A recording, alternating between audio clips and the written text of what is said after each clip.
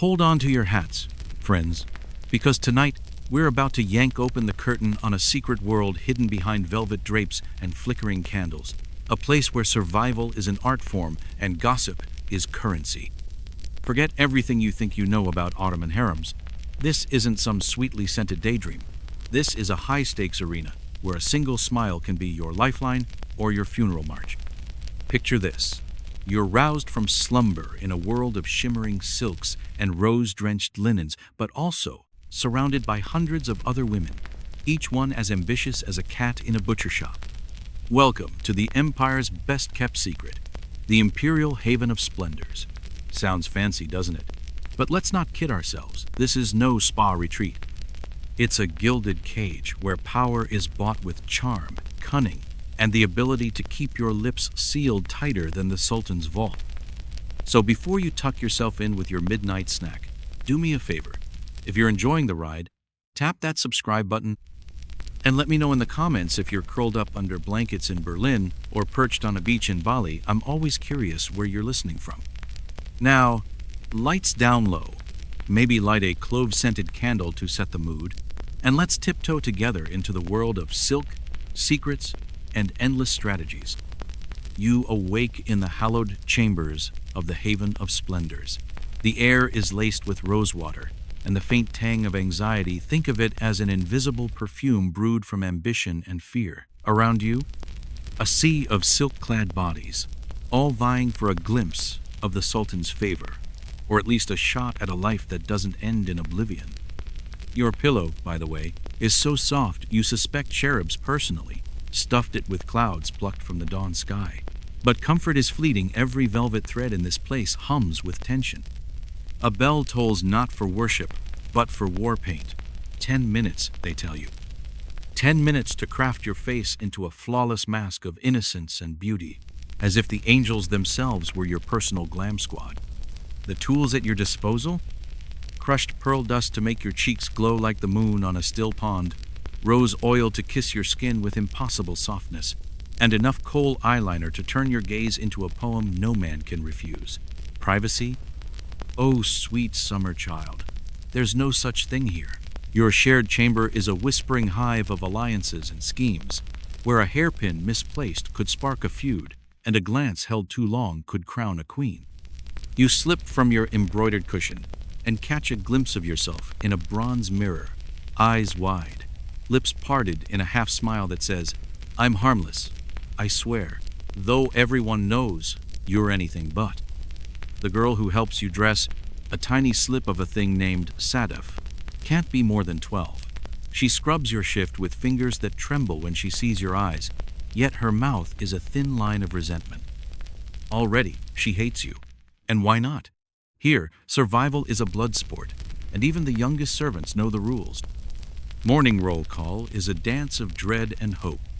The senior guards, known as the Black Wraiths, not a single word of nonsense between them, stand like obsidian statues, eyes scanning the line of women with the cold precision of a hawk.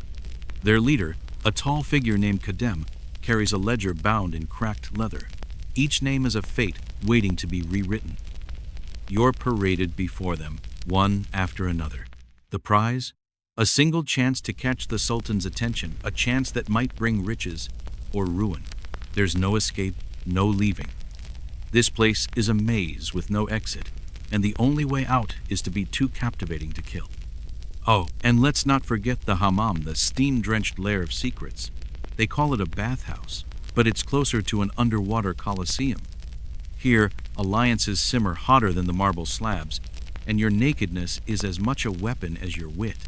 You step into the mist, your skin already glistening with the nervous sweat of the uninitiated.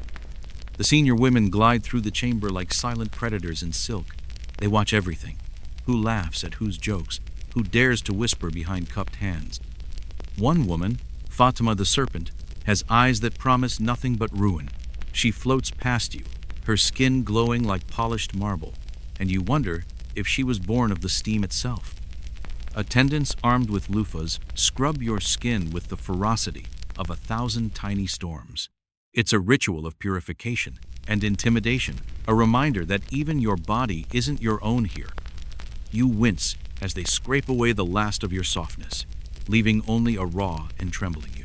The scent of lavender and lemons fills the air, a sweet mask over the sour tang of rivalry. You learn quickly that words in the hammam are currency. Every sigh and giggle carries weight. A misplaced word could be your downfall. So you keep your lips sealed tighter than a locked coffer, and let your eyes do the listening. Stories swirl in the steam. A concubine favored by the Sultan for her midnight songs.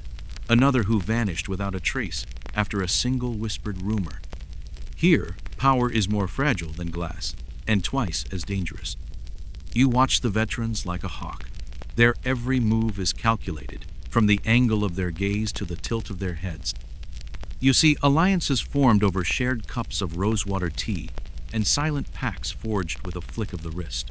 The hammam is a chessboard, where every pawn dreams of being queen, and every queen dreams of becoming a legend. You emerge from the steam chamber, pink and polished, your mind reeling with overheard secrets and half-formed plots. If you were paranoid before, now you're positively unhinged. The heat has seeped into your bones, leaving you glowing like an ember, your skin as soft as a petal, and your mind twice as sharp. Outside the hammam, the haven of splendors stretches on like a labyrinth of velvet and whispered threats. The air tastes of jasmine and the weight of centuries. You wander the halls, past gilded arches and murals depicting triumphs long since turned to dust. Every step echoes like a drumbeat, a constant reminder that even the most beautiful cage is still a cage. And then, of course, there are the black race. These men, or what's left of them, are the final word in this world of silk and daggers. Once men of ambition and desire, now they stand as silent guardians, eunuchs with eyes like polished obsidian. Kadem and his lieutenants hold the keys to every door, every secret. If you want to survive, you learn to make yourself small and useful, a candle flame in a world of storms. You don't flatter the Sultan, that's the quickest way to find yourself forgotten or worse. Instead, you court the wraiths with patience and precision, not with gifts too obvious. Not with flirtation, the height of foolishness. You offer them small kindnesses, a perfectly timed bow, a word of respect that carries no ambition. In this world, the smallest gestures are the sharpest weapons. One day, Kadem passes you in the hall, his eyes flicking over your face like a dagger tracing your throat. He says nothing, but the faintest nod tells you everything you need to know. For now, you're safe. Tomorrow, who knows? You're learning to play the game, step by careful step. Every glance, every breath is a negotiation. You're not here to win, you're here to survive. And if luck is on your side, maybe even thrive. So welcome, my friend, to the haven of splendors. Here, your first breath each morning is a move in a never-ending battle. Your smile is a weapon. Your beauty, your mind, your every carefully chosen word, they're all tools in a game, with no exit. And we're just getting started. Picture this. Your name, whispered behind lacquered screens, can be your death sentence or your golden ticket. And in the glittering halls of the imperial enclave of whispers, news spreads faster than a wildfire in a paper factory. The only rule? Don't be the reason someone's afternoon tea includes the phrase, "and then she was sent to scrub pots in the basement." Here, gossip isn't idle chatter. It's a blade that cuts with no mercy and no warning. Tonight, let's take a deeper plunge into this silk-draped fortress of delicate warfare, where every glance is a carefully loaded pistol and every conversation a duel in disguise. Among the concubines of the imperial enclave, relationships are complicated. Scratch that relationships are a chess match played on shifting sands. You've made one friend, if you can call it that. Her name is Layla of Ardanis, a bright-eyed beauty with nimble fingers who feigns an obsession with embroidery but clearly has more plans than a general on the eve of battle. She hums old ballads as she stitches, each note as sweet as honey and just as sticky.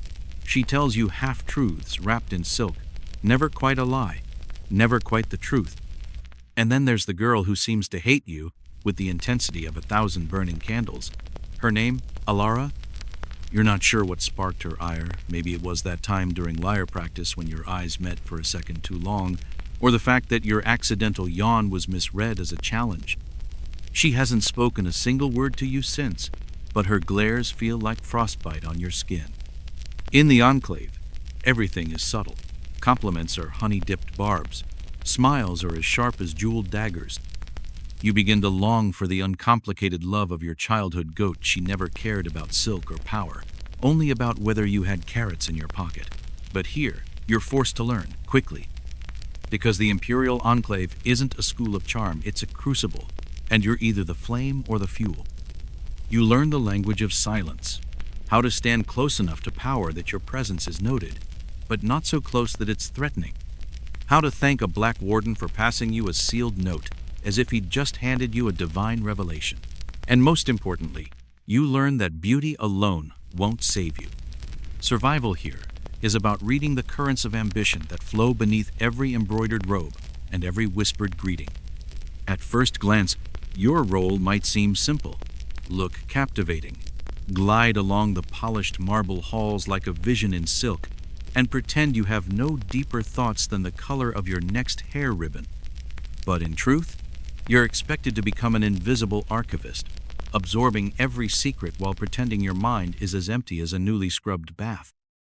You're a sponge, a sparkling, perfumed sponge who embroiders an impossible number of tulip motifs, while also memorizing who stands by whom, who trades glances across the courtyard, and who suddenly receives an extra slice of honeyed fig at breakfast. In this palace, an unexpected piece of fruit is practically a declaration of war. Your days are packed with lessons that sound like finishing school but feel like the ultimate exercise in survival. You're taught music, lute, and flute, your fingers forced to dance along strings while your mind dances around daggers. Poetry and literature lessons reveal more than you'd guess, hinting at the ambitions of those reciting verses with lips just a little too tight.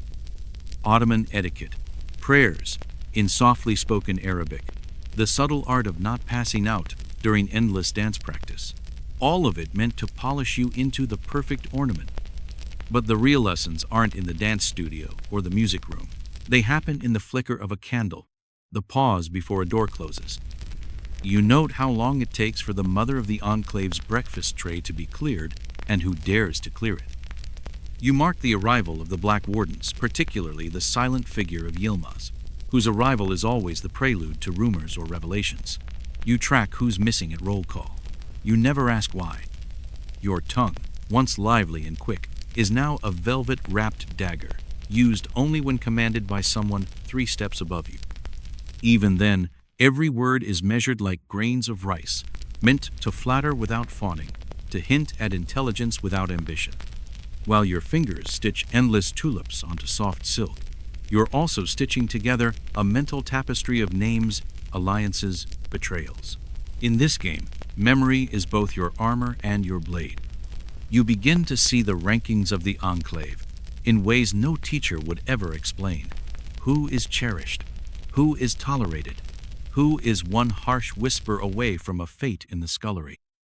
You find yourself drifting in the liminal space between interesting newcomer and harmless background detail. Believe it or not, that's a good place to be. In the Imperial Enclave, the most dangerous weapon isn't the dagger hidden in a sleeve, it's the ability to appear so harmless that no one notices you until it's too late. There are 2 kinds of fear that rule these halls: the fear of being overlooked and the fear of being noticed. Today, you find yourself dancing dangerously close to the second. It starts small. A servant girl named Zeynep presses a new robe into your hands. Gone are your usual soft blues and gentle creams. This robe is a bold, unmissable rose silk embroidered with twisting golden vines that look like they might crawl right up your throat. You stare at it, stunned, as if it had just asked you to dance beneath the moonlight. This is from the mother of the enclave's steward, Zeynep mutters, eyes fixed on the floor. Her voice is neutral, but her lips twitch with something unspoken. Reward? Punishment? A test? Or perhaps it was meant for another concubine entirely, and you're now unwittingly draped in someone else's fate. You slip it on. It fits like it was sewn by the fingers of fate itself, suspiciously perfect. As you glide down the long corridors of the enclave, every eye notices. Not overtly, that would be beneath them. But you feel the subtle shift in conversation, the sudden silence that says everything, a glance that slices deeper than a blade, raised brows that speak volumes in a single twitch. You're placed a little closer to the front during morning recitation, not beside the shining favorites, but no longer lost in the shadows either. Your posture straightens. Your breath comes a little sharper. You pretend not to notice, even as every nerve in your body hums with the knowledge that you've been seen. And then the rose. Later that afternoon, a black warden delivers it to your quarters. A single, blushing pink rose. No note, no explanation. You hold it as if it might burst into flames in your hands. In the quiet code of the Enclave, it could mean everything or nothing at all. Did the Sultan himself catch a glimpse of you in the rose silk and decide you were worth a second glance? Or has someone else decided to paint a target on your back, using the Sultan's imagined favor as the perfect dagger? Maybe it's just a cruel joke, or a gentle test of your reaction. You press the rose between the pages of your prayer book and tell no one, not even your shadow, especially not her. She has a bad habit of gossiping to the moon. That night, you slip into bed wrapped in your rose silk robe, feeling like a bright crimson mark against a world of muted blues. The other women drift past your door like soft-footed ghosts, but you know their eyes are sharp. Here, in the Imperial Enclave, standing out too quickly is as dangerous as falling into total obscurity. And while you cradle the rose like a forbidden wish, you whisper a single truth to yourself. In this place, the only thing more dangerous than being seen is being forgotten.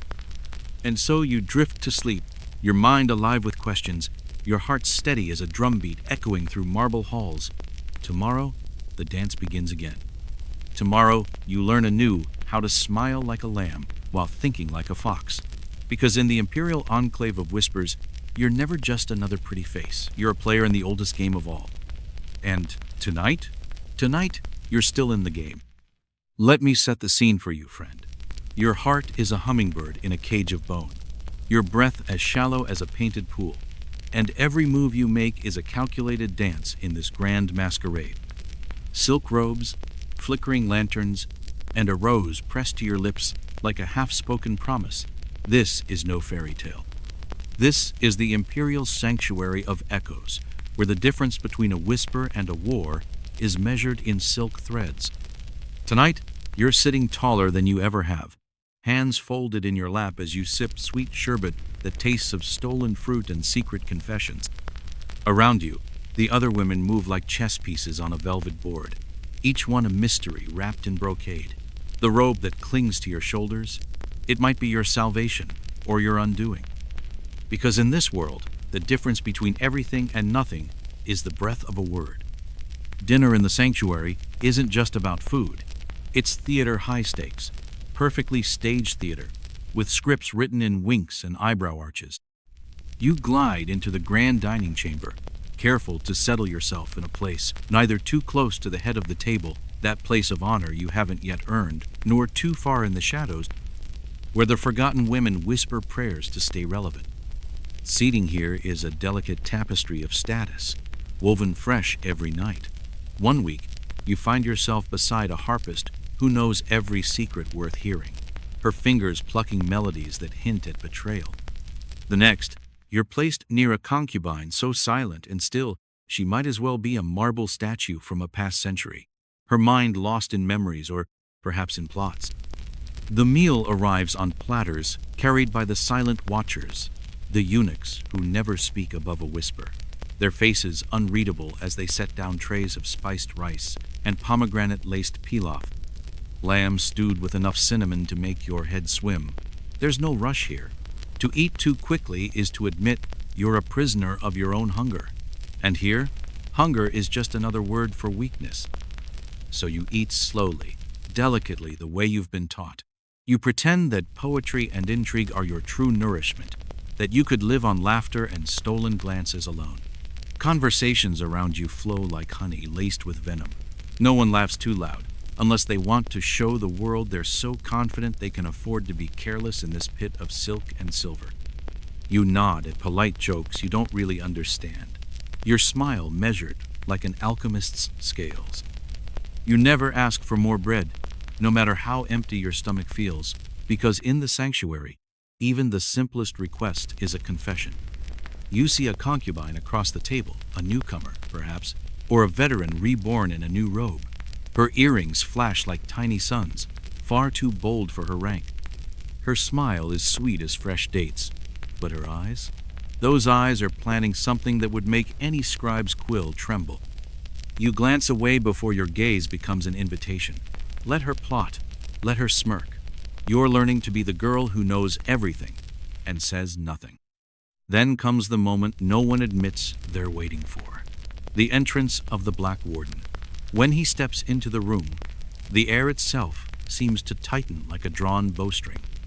If he walks your way, it could be a note, a summons, a whispered command that could change your life in a single night.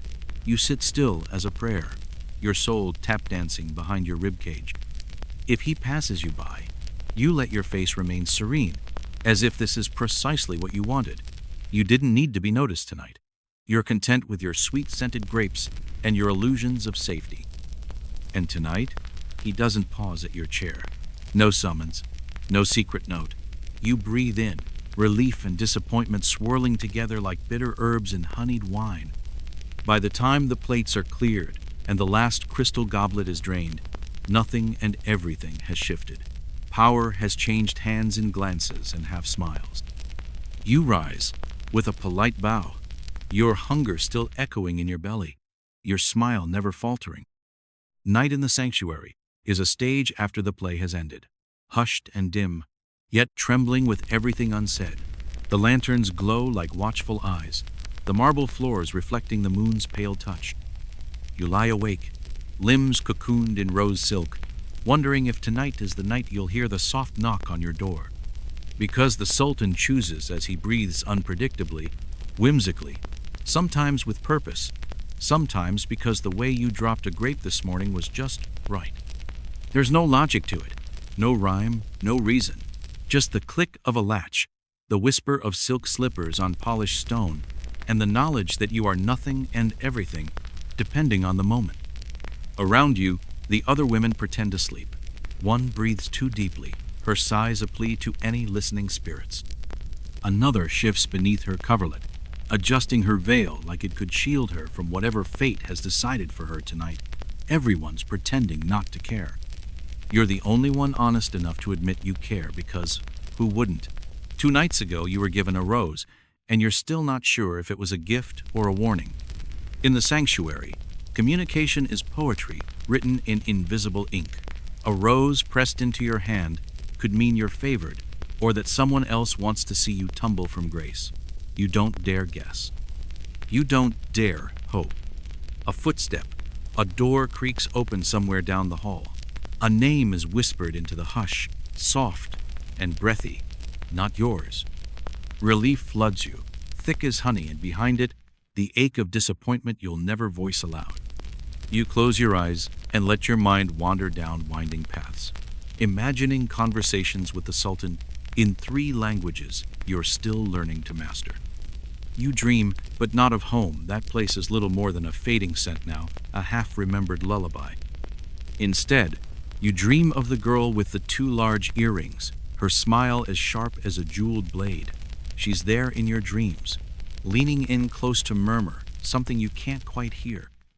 You wake up certain that she wants you banished, forgotten, or worse, condemned to endless music lessons until the strings of your lute snap from exhaustion. You dab rosewater beneath your nose, hoping the scent will calm your racing thoughts. It doesn't, but it smells like control, and sometimes that's enough. Just before dawn, sleep finally claims you, a fragile truce in this constant battle of glances and gestures. You drift off knowing that you've survived another night. Another night of not being chosen, not being erased, not being a whisper in the wrong ear. And in the sanctuary of echoes, that's not just sleep, it's a triumph.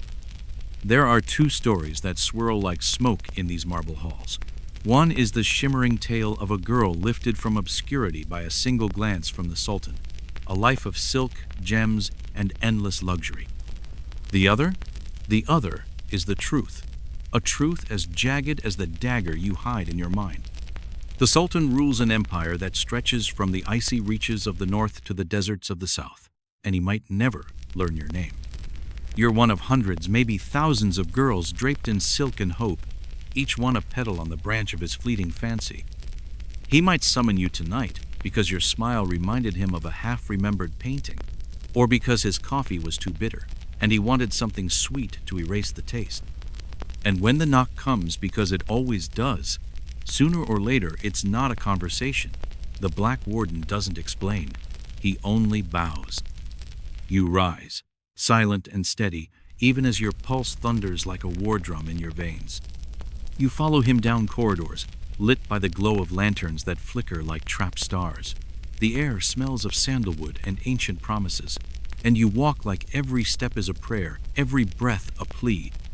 These halls have seen countless girls like you, some who returned with triumph in their eyes, others who vanished into silence.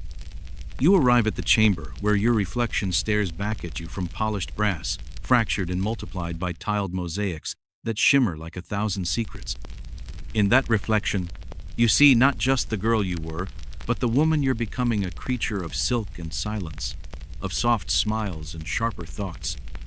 Because in the sanctuary of echoes, there's only one truth worth remembering. Tonight, you're still in the game. And tomorrow is a story that has yet to be written. Imagine this. You're standing at the threshold of a chamber, lit with shadows and incense, your hands trembling just slightly beneath layers of rose silk. A single breath away from the most powerful man in the empire, and the only rule is, don't show how much you're feeling. Because here in the celestial court of echoes, everything you say, every blink of an eyelash, every breath is a performance of survival. A soft-voiced attendant straightens your veil, adjusts the pearls at your throat, and whispers in a tone that carries the weight of centuries. Smile just enough. Speak only when spoken to. And for the love of the moon, don't trip. She dabs another drop of jasmine oil behind your ear, a final, fragrant shield, and gives you a glance that says she's seen 100 girls like you, and she knows most of them never made it back. You step through the archway, and there he is, the Sultan, the one you've spent endless hours preparing for, fearing, imagining in 100 whispered stories, and yes, maybe even dreaming about on restless nights when the moon seemed close enough to touch. His gaze is unreadable, a sea of dark thoughts you'll never be invited to swim in. His robes shimmer like molten gold, and his silence is heavier than iron. He doesn't greet you with your real name. That's been lost somewhere in the echoes of your old life. Instead, he uses the name given to you here, in this world of veils and power. You tell him where you're from, and even as you speak, you're aware of how your words taste on your tongue, measured, careful, a delicate dance of truth and beauty. You weave a tale of poetry and twilight, of windswept hills and quiet rivers. He nods once, a tiny flicker of approval that's worth more than a chest of jewels. Then he hands you a fig. Simple enough, but nothing in this world is simple.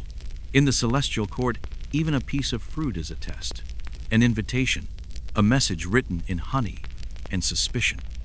Is it a sign of favor, a challenge, a signal that you've been seen, truly seen? You peel it gently, fingers working with the same grace you practiced in dance lessons that left your feet raw. And you offer back a reply, something about sweetness hiding bitterness, a line you half remembered from a traveling poet who once sang in your village square. You hope it sounds deep, maybe even clever. You're sure it sounds nervous. The night unfolds like a tapestry of silks and shadows. Words shared, music rising and falling like the tide, and in between silences that weigh more than gold, silences that test your every heartbeat. When the night ends, he dismisses you with a nod, and you're led back through the labyrinth of corridors alone, your mind swirling with questions. You've been noticed, and here? That's the most dangerous thing of all. You walk softly back to your quarters as dawn stretches its fingers across the marble floors, each footstep as delicate as a prayer. You slept, or something like it. Reclining beside the Sultan, trying not to sweat through your perfume, trying not to let your heart's frantic beat be the only music in the room. You remember saying something about poetry, Or was it about goats? You're not sure anymore. The memory is already slipping away, like steam from the bathhouse tiles. The black wardens, the silent, stone-faced guardians of the court, say nothing as you pass them. No smirks, no sidelong glances. That's good. Silence here is a gift. Gossip, after all, is a currency too sharp to spend carelessly. When you return to the sanctuary of echoes, the air feels different. Still the same jasmine incense swirling in the air. Still the same rose oil smudging the ancient tapestries, but now there's something else. Attention. The other concubines don't look at you directly, that would be vulgar, but you feel the weight of their glances brushing your shoulders like invisible knives. At breakfast, you find yourself seated closer to the center of the room, not so near that anyone would dare call you favored, but enough to mark you as interesting. Your sherbet is just a touch colder than everyone else's. It's the small luxuries that reveal everything in this place. A cup of sherbet, a softer cushion, a door that opens a little more smoothly when you approach. You're still expected to do the same chores, to fold endless towers of embroidered towels, to sit through hours of lessons on poetry and etiquette. But now you're being watched not by the Sultan's guards, but by every girl who sees your rose-colored robe and wonders if you're about to become a rival. Girls who never spoke to you before now share their favorite verses from Persian poets, weaving compliments into their words like tiny, lethal barbs. A servant accidentally leaves a pomegranate on your tray, an unspoken prayer for fertility, as subtle as a thunderclap in a silent room. Even the ones who used to glare at you with open contempt now nod politely as you pass, their eyes bright and sharp, like cats who've caught a flicker of motion in the dark. The older concubines don't react at all. Their faces are as serene as still water, but you know they're watching you more closely than anyone. They've seen this before, the new girl who's tasted attention, the shift in the air that signals either a rise or a spectacular fall. Some of them were you 5 years ago. One or two still might be you tomorrow. The rest of the day is a test you didn't even know you were taking. You move through the lessons and the gossip and the endless little rituals with the same measured calm, your posture a poem of neutrality. You speak only when spoken to. You smile just enough to be charming, never enough to seem arrogant. Because in this palace, every flicker of emotion is currency, and yours is suddenly in high demand.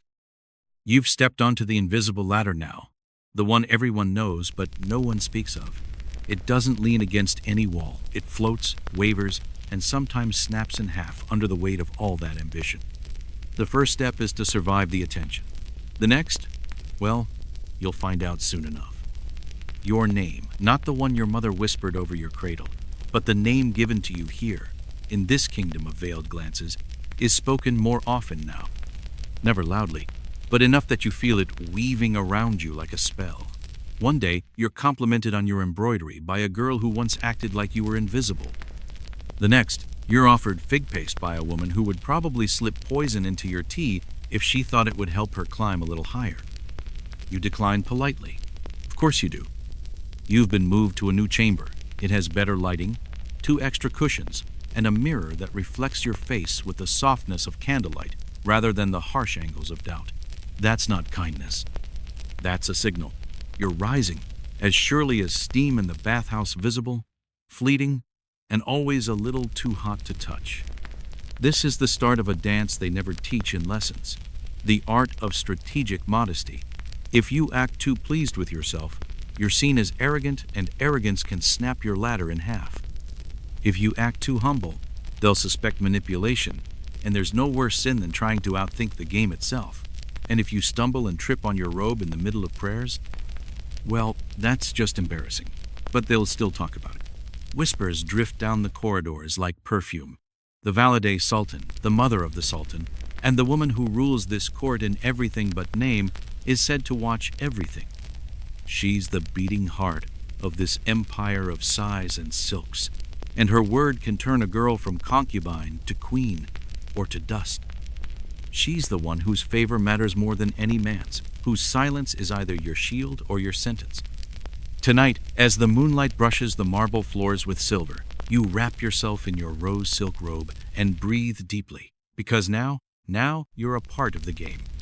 You're not invisible anymore, and that's as dangerous as it is thrilling.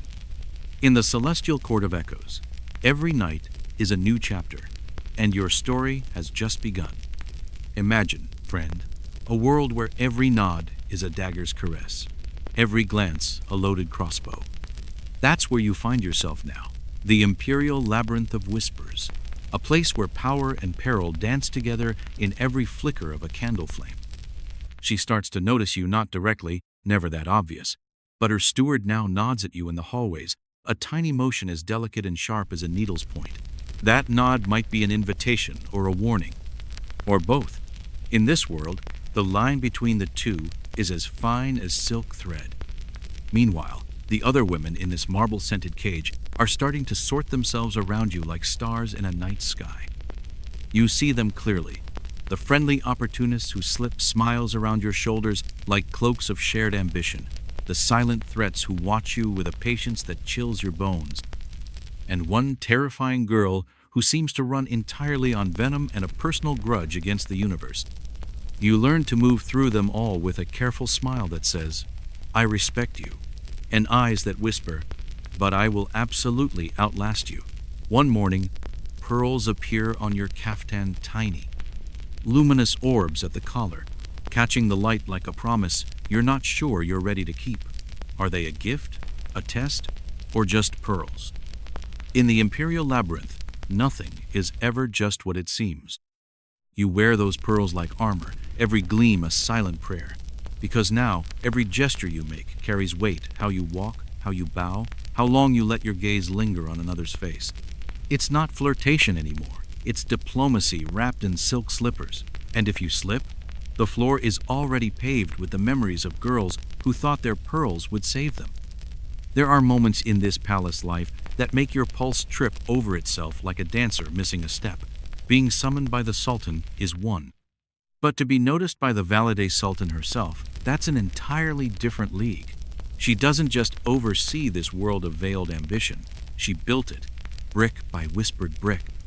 She's the matriarch and the architect, the velvet glove that can turn into a thunderstorm in the blink of an eye. And today, she looks at you. Not a fleeting glance, not the polite flicker of curiosity that can be brushed away. No, a full, direct, measured look. The kind of look that says she knows where you were born, what secrets you carry in your size, and how you cut your melon slices at breakfast. Your heart stumbles. Your face, however, remains perfectly still, or at least you hope so. You respond the only way you've been trained to, with mechanical precision. You bow low enough to show respect, but not so low that it hints at desperation. You lower your gaze just enough, a practiced performance of humility. Inside, your mind is a storm of questions. Did she see me stumble yesterday? Did she hear that careless word I let slip last week? Every outfit you've worn in the past month suddenly feels like either a triumph or a mistake. Later, a steward arrives with a message. You're invited to join one of the Valide's charitable sewing circles. The words are simple enough, but you know what they mean. She wants to see you in a room full of older, sharper women who can sniff out ambition the way a wolf sniffs blood. You arrive not too early, that would scream desperation, and not too late, that would be social suicide. She sits amid a fortress of cushions, surrounded by the soft click of embroidery hoops and the rustle of silk. The air is hushed, heavy with the kind of silence that dares you to break it first. You don't. You thread your needle and focus on your stitches, pretending that every loop and knot isn't a tiny test. The other women chat politely, weaving their words around you like a fine net. The Valide listens, sometimes with a faint smile, sometimes with that cool, considering look that has made even the most powerful men in the empire hesitate. Occasionally, she asks you a question, each one a quiet blade. Where were you educated? What's your favorite surah? Have you ever met anyone who truly understands politics? You answer carefully, your voice a thread of silk in a room full of knives, because here, every word is a promise or a trap. At one point, she smiles, not at you exactly, but near you. In this world, that's almost the same thing. When the sewing is done, you bow again, and slip out as gracefully as a shadow, your mind a tangle of hope and terror. Back in your chamber, your roommate looks at you like you've just come back from dancing with death itself. She looked at you, she whispers, eyes wide with wonder and dread. You nod, a faint smile on your lips, but inside you're still trembling. Yes, she looked at you. And in this world, that's the kind of look that changes everything. There's a knock at your door, not the soft tap of a friend, not the brisk rap of a black warden with towels in hand. This knock is deliberate, slow, and heavy with consequence. You open the door to find a message, folded and sealed with the wax emblem of one of the Sultan's favored consorts. Her name is whispered through the sanctuary like a lullaby dipped in poison. Sultana Yasmin. Depending on who you ask, she's either the best chance you'll ever have, or the reason girls vanish like a sigh in the wind. You don't hesitate.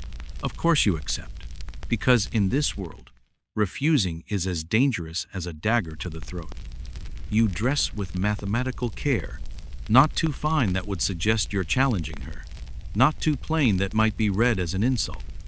You settle on something that says elegance, but plausible humility. You add a single hairpin that glints in the light, saying, "I'm clever, but I'm not your rival, not yet." The tea room is small, fragrant with sandalwood and quiet power.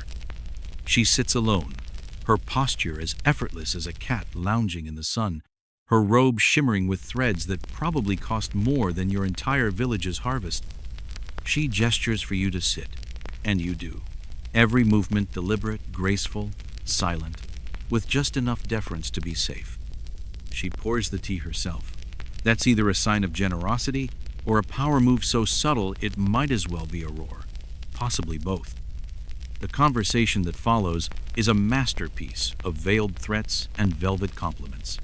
She tells you she's heard your name in certain circles, that you've caught the attention of eyes you didn't even know were watching. She says it like you've adopted a panther and now you're stuck feeding it scraps of your own ambition.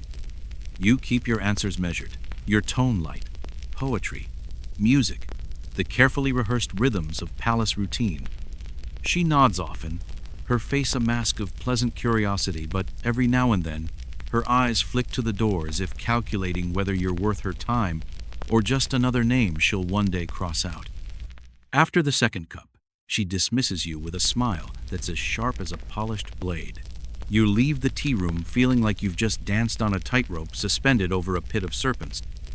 Back in your chamber, you sink onto your cushion, heart pounding, mind racing. Have you been recruited or marked for erasure? In the imperial labyrinth of whispers, there's no way to know. And that's the secret you learn with every breath you take in this world of silken secrets. The moment you think you understand the rules, they change. Picture this, friend.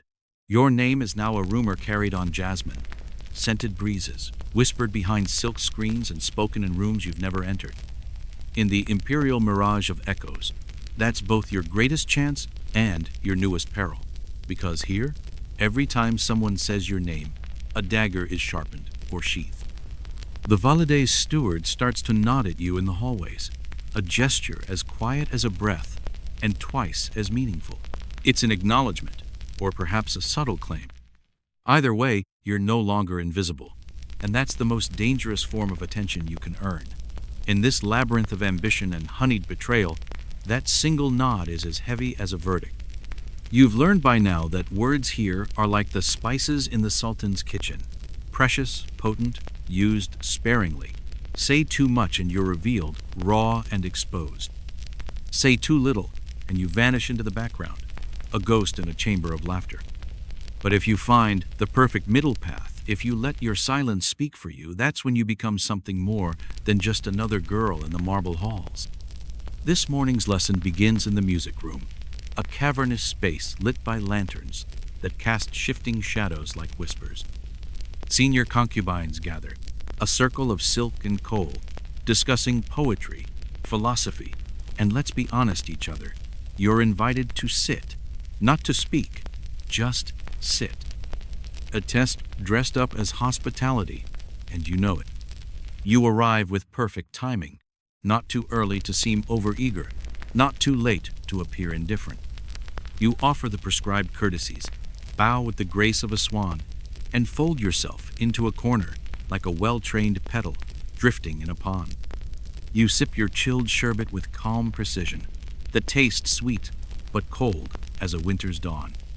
You nod when appropriate, your lips parting in a soft laugh, only when the air demands it a careful offering, a tribute to the game. Then it happens. One of the elder concubines turns to you, her eyes sharp as a polished dagger. She asks a question. Nothing loaded, not yet just a gentle inquiry about your thoughts on a poem she's reciting. But you know the truth. They're not testing your taste in verse. They're testing your timing, your poise, your ability to dance on a tightrope of words without falling. You pause, not too long, a brief moment to feign reflection.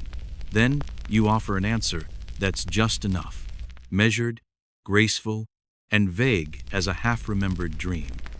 A little reverence, a touch of poetry. They nod, a silent chorus of approval. You've passed. For now. Later, the conversation drifts to the Validay's new charitable initiative. Another chance to stumble, another chance to shine. You say nothing critical that would be suicide. You compliment the elegance of her vision without pretending you understand the hidden politics behind it. Words like humbling, inspiring, visionary slip from your lips like honey. You're playing chess in a room full of queens, every syllable a piece moved with care. Because you've learned the truth of power here. It lives in the silences, in the glances that linger half a second too long, in the way a smile can flicker and vanish. The real game isn't what's said, it's what's left unsaid, what's read in the tilt of a head, the twitch of a hand. You leave that music room having spoken less than a dozen sentences. But by the time you're gone, your name is on 3 more lips than it was that morning. You're no longer just surviving. You're learning to glide, wordless and precise, through a world where stillness is the sharpest blade of all. That evening, you find a gift on your pillow. No note, no name, just a small velvet box tied with a ribbon the color of dried rose petals and quiet menace. Your breath hitches. In the imperial mirage of echoes, a gift is never just a gift. You open it the way one opens anything in this world, carefully, as if it might bite. Inside is a bracelet, delicate as a promise, set with turquoise and gold filigree that catches the candlelight in tiny dancing stars. It's beautiful, and it's terrifying, because in these halls, generosity is rarely innocent.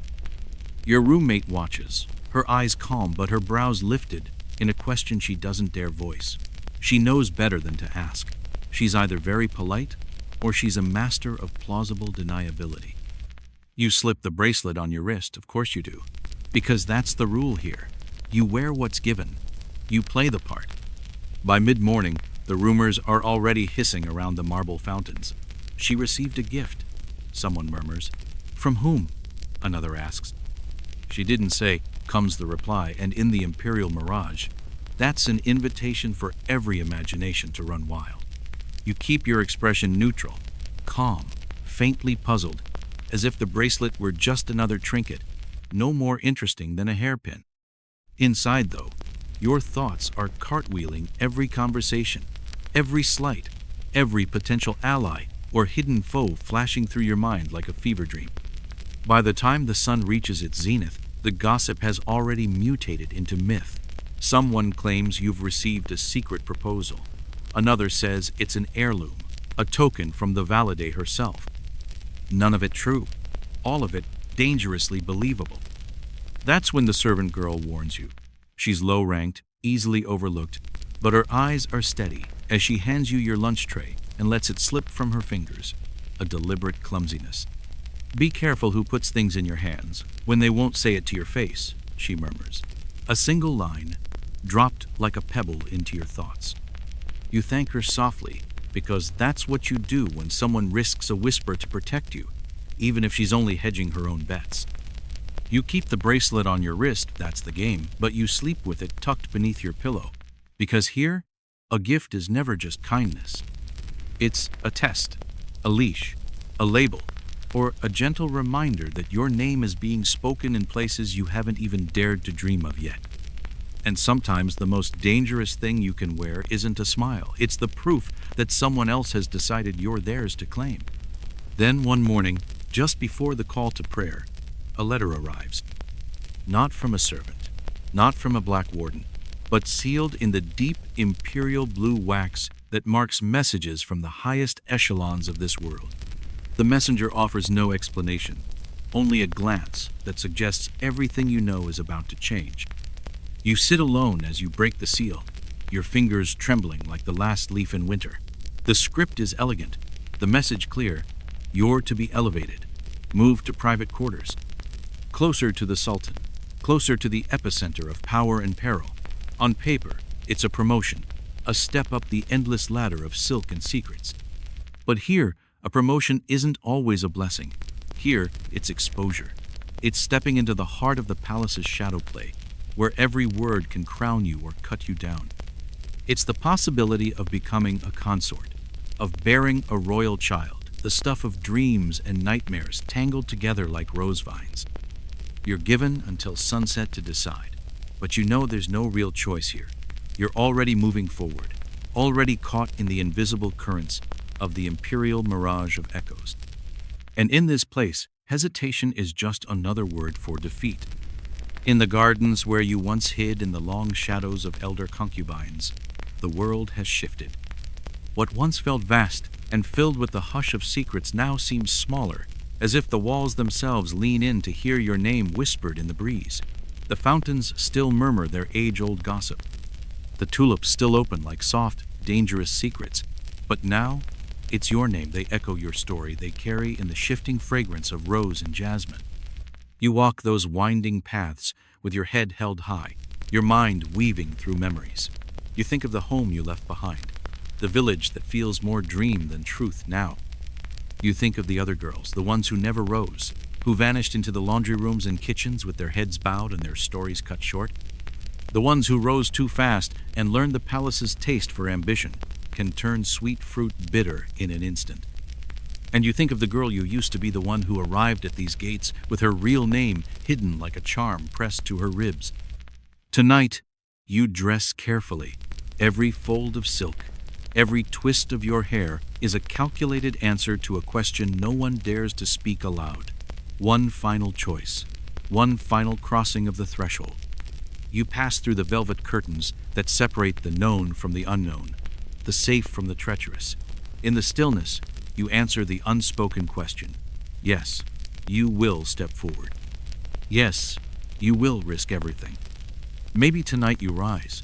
Maybe tonight you disappear. Maybe your name is etched into the palace's history, woven into its tapestries of glory and blood. Or maybe it's spoken once more and then folded away like a silk scarf no one wears again.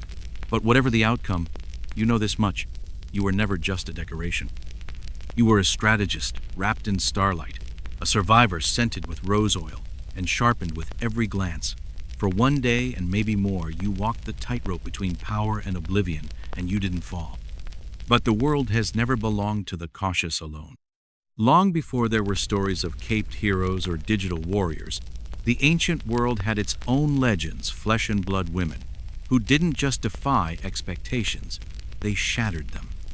Meet the Scythian women, fierce horse-riding warriors of the steppes, daughters of the endless grasslands that roll across what is now Ukraine, southern Russia, and Central Asia.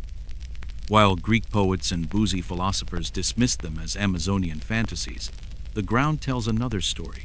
Archaeologists have uncovered their graves' burial mounds, rich with iron-tipped truths.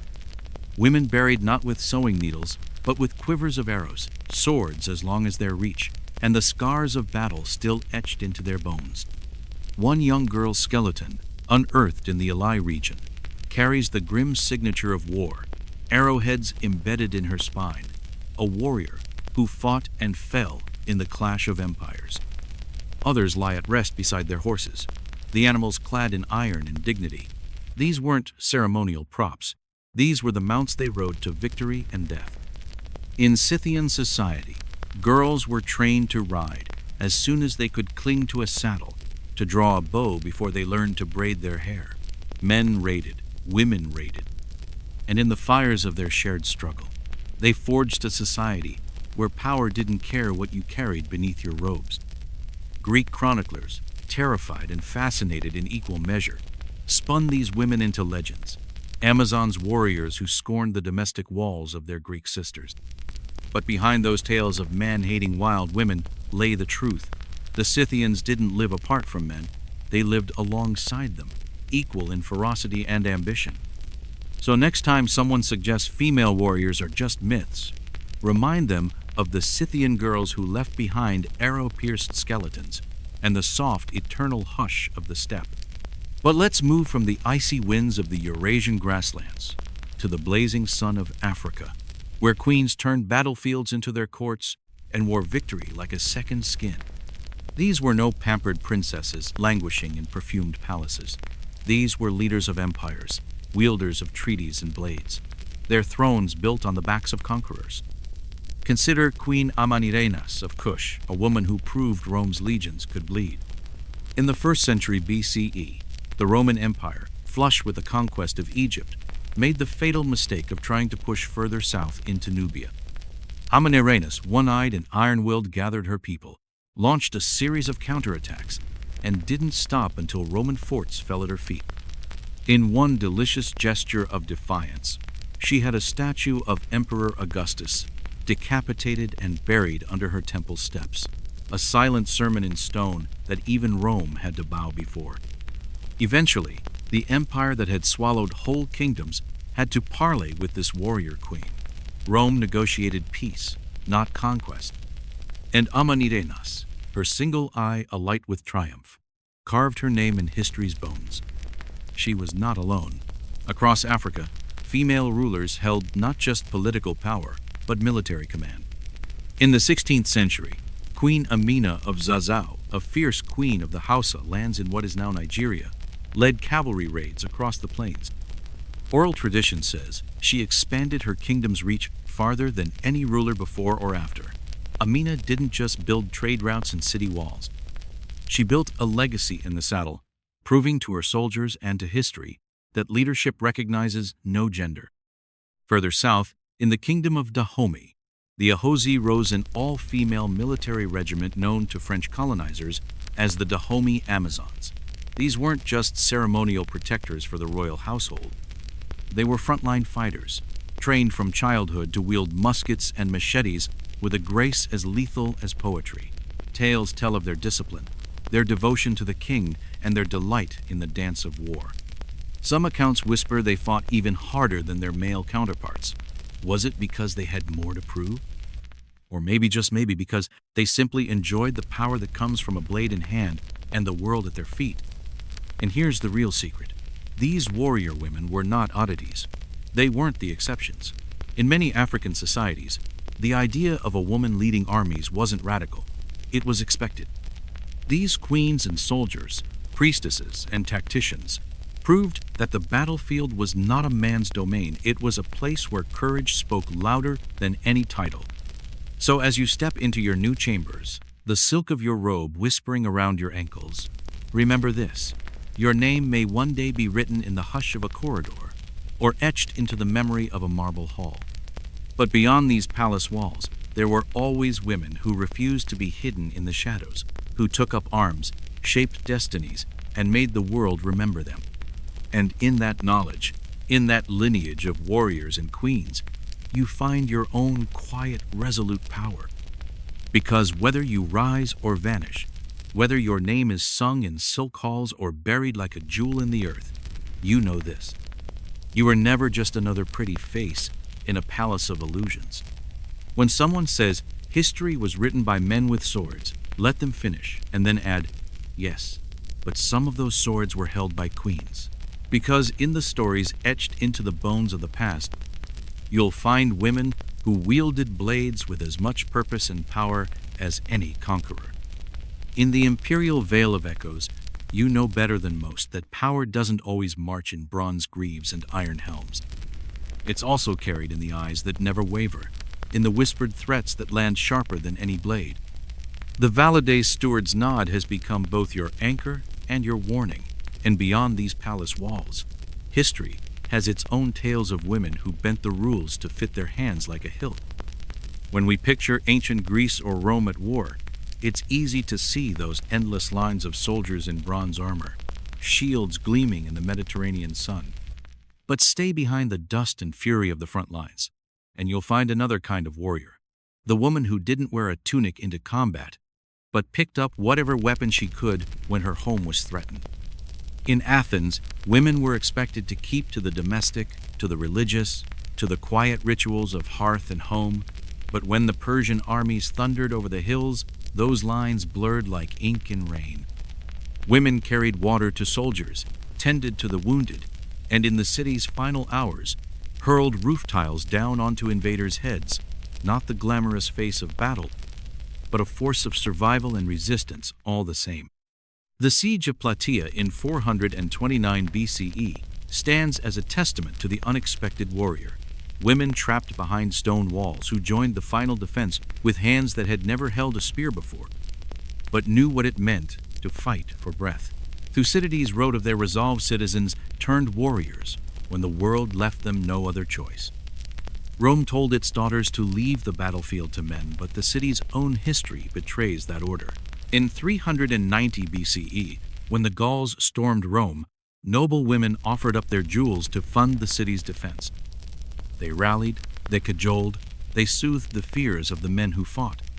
And in the sack of 410 CE, when Alaric's Visigoths howled at Rome's gates, women like Proba threw open their estates to refugees, armed their servants, and turned their marble villas into fortresses of defiance. These weren't passive victims. These were women who met war with iron in their eyes and resolve in their spines.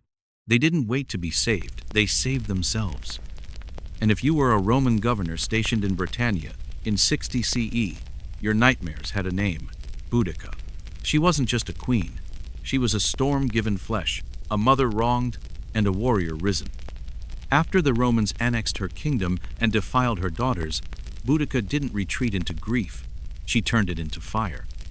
She united the tribes of Britain in a fury that swept across the countryside like a cleansing flame. She burned Roman towns to the ground, Camulodunum, Londinium, Verulamium, each one left smoking in her wake. Roman historians couldn't agree on how she met her end, whether she took poison in defiance or fell in battle with a cry on her lips. But they agreed on this: she made Rome tremble. Boudica's rebellion wasn't just a revolt. It was a reminder that a woman with nothing left to lose can be the most dangerous force in the world. Across the oceans and centuries, in the lacquered shadows of feudal Japan, the story of the samurai is almost always painted in masculine brushstrokes, stoic warriors in lacquered armor, blades flashing beneath the cherry blossoms. But in the flicker of lantern light, another figure stands: the Onna Bugeisha, the women of the warrior caste who wore silk and steel with equal grace. These women trained in the art of naginata and bow, their loyalty as unwavering as any samurai's. They weren't usually sent to the front lines. The battlefield was a place for men, or so the tales said. But when their homes were threatened, when their children's lives hung in the balance, these women drew steel with a calm resolve that matched any man's war cry. In the castle sieges that tested Japan's feudal lords, Onna Bugeisha defended the walls with arrows that sang through the night, blades that cut down those who dared to climb. Their presence was a quiet, formidable force, a reminder that honor didn't care for gender, only for the courage to stand firm. And so, as you pace the marble halls of the imperial Vale of Echoes, your thoughts turn to these stories, these echoes of power and fury wrapped in silk and tradition. They are proof that history was never just the domain of men. It was written in the footsteps of every woman who refused to be caged by the world's expectations. The gardens where you once played the role of a shadow now carry your name in the sigh of every rose petal. You remember the women who never rose, the ones who soared too fast and fell, the ones who watched and waited for their moment to shine. You remember yourself, not the girl of careful words and measured smiles, but the girl who carried her real name like a secret flame, refusing to let it die. Tonight, as you prepare to step into the new world your name has carved for you, you do it with the knowledge of these warrior queens and fierce defenders. Maybe you'll rise. maybe you'll vanish. But either way, your story is part of a lineage that stretches across the centuries, from Boudica's war chariot to Amina's cavalry charges, from the Amazon graves of the steppe to the quiet strength of Japan's samurai daughters. And you? You are not just another silk-draped figure in the Sultan's harem. You are a strategist of the soul, a survivor in perfume, a master of measured words and silent glances. You walk the tightrope of power with every step, balanced between survival and ambition. Because you understand what they all knew in the end. The sword is only as powerful as the hand that holds it. In the imperial labyrinth of echoes, you've learned that survival depends not on the weapons you wield, but on the way you carry your name like a secret blade. Tonight, you walk the marble corridors, every step measured, every breath a testament to the stories you carry, within stories of women who refuse to let the world decide their worth. One of the most iconic figures from Japan's warrior class was Tomoe Gozen, a woman whose name still echoes like a battle cry. In the 12th century, during the Genpei War, she fought with the ferocity of a storm. The Hogen Monogatari, Japan's epic of honor and blood, remembers her as a horsewoman of unearthly skill, an archer whose arrows found their mark as if guided by fate itself. She rode into battle with her long black hair streaming behind her like a war banner, cutting down men with the swift, silent grace of a falcon's dive. At the Battle of Awazu, she is said to have faced a samurai in single combat, decapitating him in one fluid motion before disappearing into history's mists. A ghost on horseback, who left no footprints but carved her name in the legends of war.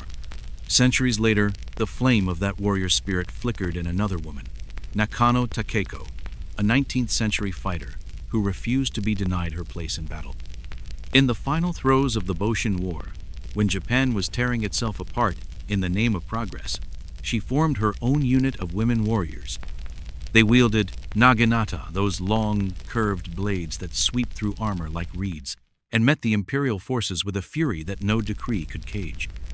Takeko died in the charge, a bullet finding her chest.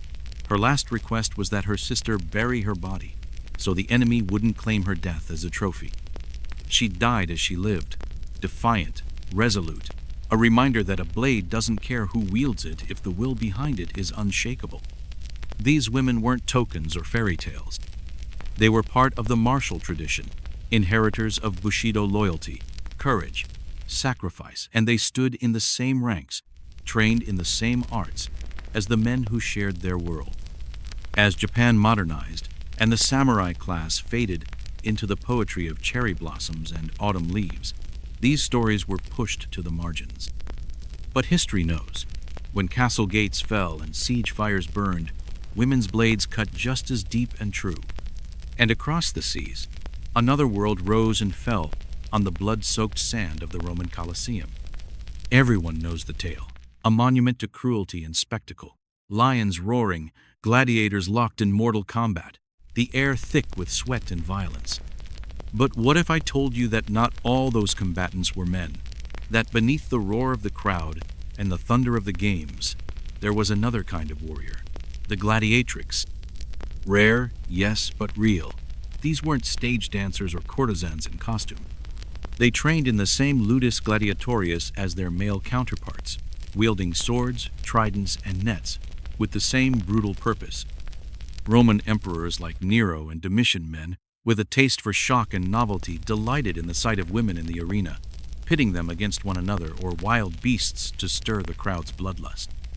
A marble relief from Halicarnassus depicts two women locked in battle, Amazon and Achillea, their names chosen not by chance, but to evoke the mythic warriors of a world older than Rome itself. The relief says they fought to a draw, a rare and honorable outcome in an arena that usually demanded death. Writers of the age, like Juvenal, mocked upper-class women who dared to train as gladiators, painting them as scandalous rebels against the order of the world. But that scorn was laced with fear, because even in the night-lit spectacles of Rome, these women proved that gender meant nothing in the face of skill and ferocity. Most of these gladiatrices were slaves or prisoners, forced into combat by the empire's cruelty. But some were voluntari, choosing the sand and blood of the arena over lives of quiet desperation. They fought for money, for escape, for the raw thrill of battle. And when Emperor Septimius Severus finally banned female gladiators in 200 AD, it wasn't because they were failing, it was because they were becoming too formidable to ignore. In the arena, the sand didn't care. The sword didn't care. It was only the will to fight, the refusal to fall, that mattered. And in that, these women were every bit as fierce and as doomed as their male counterparts. Now, picture the medieval battlefield, all chainmail and clashing steel, a world that seems at first glance to be a man's stage. But step closer, and you'll see the truth in the glint of a blade held by an abbess, or the determined glare of a girl who bound her hair and passed for a boy. The Crusades brought violence not just to distant sands, but to the convent walls as well. Warrior nuns, yes, you heard that right, women who picked up weapons when prayers alone couldn't hold the gates. Most of them fought in defense, but some took command when the need was dire. In the 12th century, the Abbess of Quedlinburg was both spiritual leader and military commander, ordering vassals into battle to defend the lands she ruled. Others defied the roles laid out for them by simply becoming someone else. Medieval chronicles tell of countless women who disguised themselves as men to join the army's ranks, some driven by love, others by duty, many by a refusal to be left behind when the world was splitting open at the seams. Some were discovered and executed. Others fought for years, their true names buried beneath the armor they wore like a second skin. These weren't romantic tales of courtly love. These were stories of women who refused to let the world decide the terms of their survival. So tonight, as you lie in your chamber in the imperial labyrinth of echoes, the bracelet still cool against your wrist, remember, you are not alone in your careful dance. You walk the same perilous line as these warrior women of old. You move with the same quiet fire, a strategist in silk, a survivor in perfume, a master of 1,000 tiny wars fought with glances and whispers. You know now that history is written by those who dare, sometimes by men with swords and sometimes by the women who stepped out from the shadows, who fought and fell and rose again, who made the world remember their names. And as you close your eyes, you let their stories steady your breath, because tomorrow the marble halls will echo once more with gossip and opportunity. Tomorrow, you'll rise again. Because that is what you do in this place. You rise, you endure, and in doing so, you leave your mark. In the imperial labyrinth of echoes, you've learned that names can become weapons, just as much as swords and secrets. As you move through the marble halls tonight, your thoughts linger on the hidden lineage of women who carried steel in their hearts and refused to be silenced by any empire. Let me tell you of a woman known only as John, a name that might have been a disguise or an act of quiet rebellion. She served in an English garrison during the 100 Years' War, her true identity hidden beneath a borrowed name and a borrowed tunic. When she was finally discovered, her comrades shrugged. She fought as fiercely as they did, so why should it matter? In a world of iron rules, she had found a loophole, and in the heat of battle, her courage was all that counted. Of course, there is one name that shines brighter than any torch in this dark tapestry: Joan of Arc. A peasant girl, barely more than a child, who claimed to see visions of saints and rode into battle dressed in men's armor. She didn't just fight, she led armies, turned the tide of a kingdom's fate, and forced the crowned heads of Europe to reckon with her voice. But for every Joan who claimed the sky's favor, there were dozens more women whose stories went unwritten, who didn't claim divine visions or saintly crowns, only their own grit and the chance to fight. Even beyond the clash of swords, women wove themselves into the fabric of war. In besieged castles, noble women became the last line of defense, rationing supplies and directing the chaos when the gates buckled. Eleanor of Aquitaine, queen and crusader, wore armor not to command troops herself, but to stand beside them. Her presence, a promise that no man's will alone would shape her fate. Some say she wore that armor as a symbol, some say as real protection, but either way, it became a testament to a woman's refusal to be left behind. The Middle Ages weren't as monolithic as the old chronicles suggest. Women found the cracks in the fortress of custom and squeezed through, or they simply ignored the walls altogether. And though their names often faded into the dust of history, their shadows never quite disappeared. Shift your gaze to the medieval Islamic world, and you'll find not just scholars debating beneath arched colonnades or traders bartering in spice-scented markets, but also women who rode out in steel and courage. Kab bint al-Ashraf's name still echoes through the centuries, her memory a rallying cry. In the 7th century, she fought alongside her brother in the early Muslim conquests. When he fell captive to Byzantine swords, she didn't wait for rescue. She donned black armor, rode into the thick of battle, and cut down enemy soldiers with such deadly precision that some thought she was Khalid ibn al-Walid, reborn the sword of Allah himself. When her face was revealed, there was no shame. She had earned her place with every stroke of her blade. These women weren't footnotes or curiosities. In moments of crisis, they became the wall between survival and ruin. During the Mongol invasions that cracked the world like an eggshell, the women of the Khwarezmian Empire fought in the streets of Nishapur, turning pots and daggers into weapons, turning their homes into fortresses. They weren't formally trained, but desperation makes teachers of us all. Further west, in Al-Andalus Islamic Spain, a place of poetry and steel noblewomen often wielded both political and military power. Walada bint al-Mustakfi, best known as a poet, lived in a world where women managed estates and defended them with the same keen mind they turned on verse. During the Reconquista, as the last strongholds of Granada faced collapse, women took to the ramparts beside their husbands and brothers. In a world divided by faith and empire, they claimed their right to defend what was theirs. And then there was Sayyida al-Hurra, not a battlefield warrior, but a sea queen whose power rippled across the Mediterranean. In the 16th century, she commanded fleets, striking terror into the hearts of European sailors. Allied with the feared Barbarossa of the Ottoman Navy, she was both political ruler and naval commander, a double-edged force, in a world that preferred its women cloistered and silent. She answered the call of the waves instead, rewriting the rules with every ship she sent to conquer the horizon.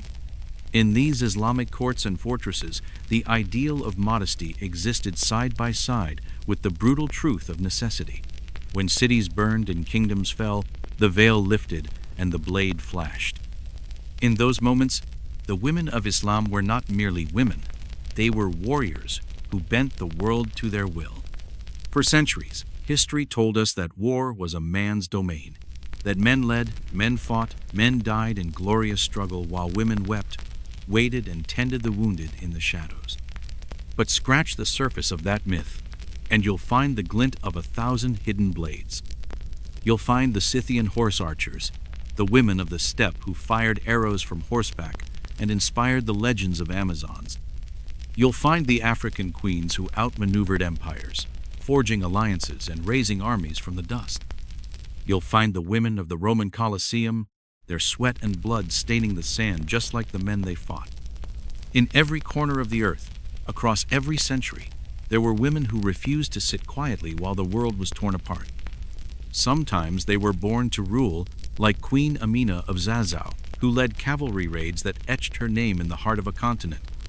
Sometimes they were mothers and daughters who stepped up when no one else would, the cross-dressing warriors of medieval Europe, the defenders of walled cities who stood shoulder to shoulder with the last men left alive. What unites them isn't just courage, it's the refusal to be erased, to let the world decide their worth and the boundaries of their stories. Their legacy isn't measured in battles won, it's measured in the way they forced kings and chroniclers to revise their assumptions, to admit that power isn't bound to gender or law. Many of their names were lost, written out of the official records by men who didn't want to remember how fragile their dominance truly was. But the truth remains in the bones they left behind, skeletons buried with swords and spear points, in the poems and songs that survived in smoky halls, in the murals and temple carvings, where even stone couldn't silence them. And tonight, As you sit in your chamber in the imperial labyrinth of echoes, you feel their stories settle around your shoulders like a cloak. The bracelet on your wrist glints in the candlelight, a gift, a warning, a promise. You remember that you walk in the footsteps of every woman who picked up a blade when the world said she should bow. You carry their defiance in your breath, their resolve in the beat of your heart. Tomorrow, you'll rise again. In this palace of silken games and whispered threats, you'll hold your ground as they did with quiet determination and a mind as sharp as any sword. And if anyone dares to forget that power can come in the curve of a smile and the flick of a glance, you'll remind them, the world has always belonged to those who dare to take it. And you, like those who came before, will not be erased. The story survived, not always pristine, not always celebrated, but alive enough to spark the hearts of those who came after. Modern military history is finally beginning to see what the bones and echoes have always known, that women were there too, not as afterthoughts or footnotes, but as warriors, commanders, and the silent edge that cut through the darkness. It's not about putting women on a pedestal above men in the grim dance of battle. It's about admitting the truth that even when they weren't invited, they showed up anyway, because survival never cared for etiquette. So, when someone dares to call women in war an exception, you remind them, from the blazing sands of North Africa to the frozen steppe of Central Asia, from siege towers to cavalry charges, women weren't just in the margins of history. They were the plot twist, the unexpected dagger, the secret that refused to stay buried. Because once a blade is drawn, it doesn't care who's holding it, only what they're willing to do with it. And speaking of blades and burdens, let me take you to the marble heart of the empire, to the boy who would become a philosopher king. Marcus Aurelius was born on April 26, 121 CE, in the very veins of Rome itself. His full name at birth was Marcus Annius Verus, a scion of nobility whose family tree was thick with senators and patricians. In other words, he wasn't a boy who had to claw his way up from the gutter. The world had already laid out a path for him in marble and silk. But young Marcus wasn't the kind to be seduced by luxury. Even as a child, he was different, quiet, watchful, as if he saw further than the games of the other boys. While some played at war with wooden swords, Marcus was more likely to be found lost in a scroll, eyes heavy with questions about duty and the soul. The Emperor Hadrian noticed this peculiar gravity in the boy, a seriousness that flickered like a candle in the stormy halls of Roman politics. He gave Marcus a nickname, Verissimus, the most truthful one. And in an empire that prized cunning and strength above all, that was no small blessing. When Hadrian's first choice for heir died unexpectedly, he adopted Antoninus Pius, but with a condition. Antoninus would in turn adopt Marcus as his own son. And just like that, Marcus was no longer just a noble's child. He was the future. His education was a fortress of wisdom. Tutors in Greek and Latin literature, masters of rhetoric and philosophy, each lesson another stone in the edifice of his mind. But where other young nobles treated their schooling like a chore, Marcus approached it like a prayer. He didn't read Epictetus and Seneca as idle musings. He read them as scripture, a roadmap for how to live in a world that could devour you in an instant. He took Stoicism to heart, not as a shield from pain, but as a guide for how to walk through it. He slept on hard floors, wore plain clothes, fasted even when the empire dined on peacocks and honeyed wine. Not because anyone demanded it, but because he wanted to make his soul as unbreakable as the marble columns of the Senate. Under the steady hand of Antoninus Pius, Marcus learned the art of governance, not just how to command armies or weigh taxes, but how to balance patience with resolve, how to lead without being led by vanity. Antoninus ruled for more than 2 decades with a calm that was rare in an age of conspiracies and betrayal, and Marcus watched it all, absorbing every lesson like a seed drinks rain. Unlike so many heirs who see the throne as a prize, Marcus viewed it as a burden, one he couldn't escape, one he would never flinch from. When Antoninus Pius died in 161 CE, Marcus ascended to the throne. But there were no fireworks in his coronation. no triumphant flourish of trumpets. Instead, he insisted on sharing power with his adoptive brother, Lucius Verus. Humility and practicality, Marcus understood Rome's sheer sprawl was too vast for one man's shoulders alone. Lucius was everything. Marcus was not a lover of gladiator games, wine-soaked banquets, the pleasures of the flesh. While Marcus read by lamplight, Lucius reveled in the music of excess. But for a while, their partnership worked. Marcus tended to the machinery of governance, while Lucius took command of the military campaigns, and in Rome, there was never a shortage of campaigns. Barely had they settled into their shared reign when the Parthian Empire, Rome's eternal rival in the east, decided it was time to test the empire's mettle. Lucius led the legions to the east, while Marcus managed the flow of coin and grain and steel that made war possible. The campaign was long, bloody, but ultimately victorious. But as the legions returned, they brought more than just trophies. They carried an invisible conqueror, disease. A plague swept through the empire, a sickness that scholars now suspect was smallpox or measles. It didn't care for crowns or titles. It killed 5 million souls, emptied cities, and weakened the very heart of Rome. As if that weren't enough, the Germanic tribes along the Danube saw an empire on its knees and pressed hard against the frontier. Rome found itself besieged on all sides: disease, war, famine, and fear. Lucius Verus died in 169 CE, likely claimed by the same plague that scythed through the legions. And so Marcus, the philosopher king, was left to carry the empire's weight alone. Many would have faltered, many did. But Marcus, calm, meditative, unwavering, saw the chaos not as the end, but as the forge.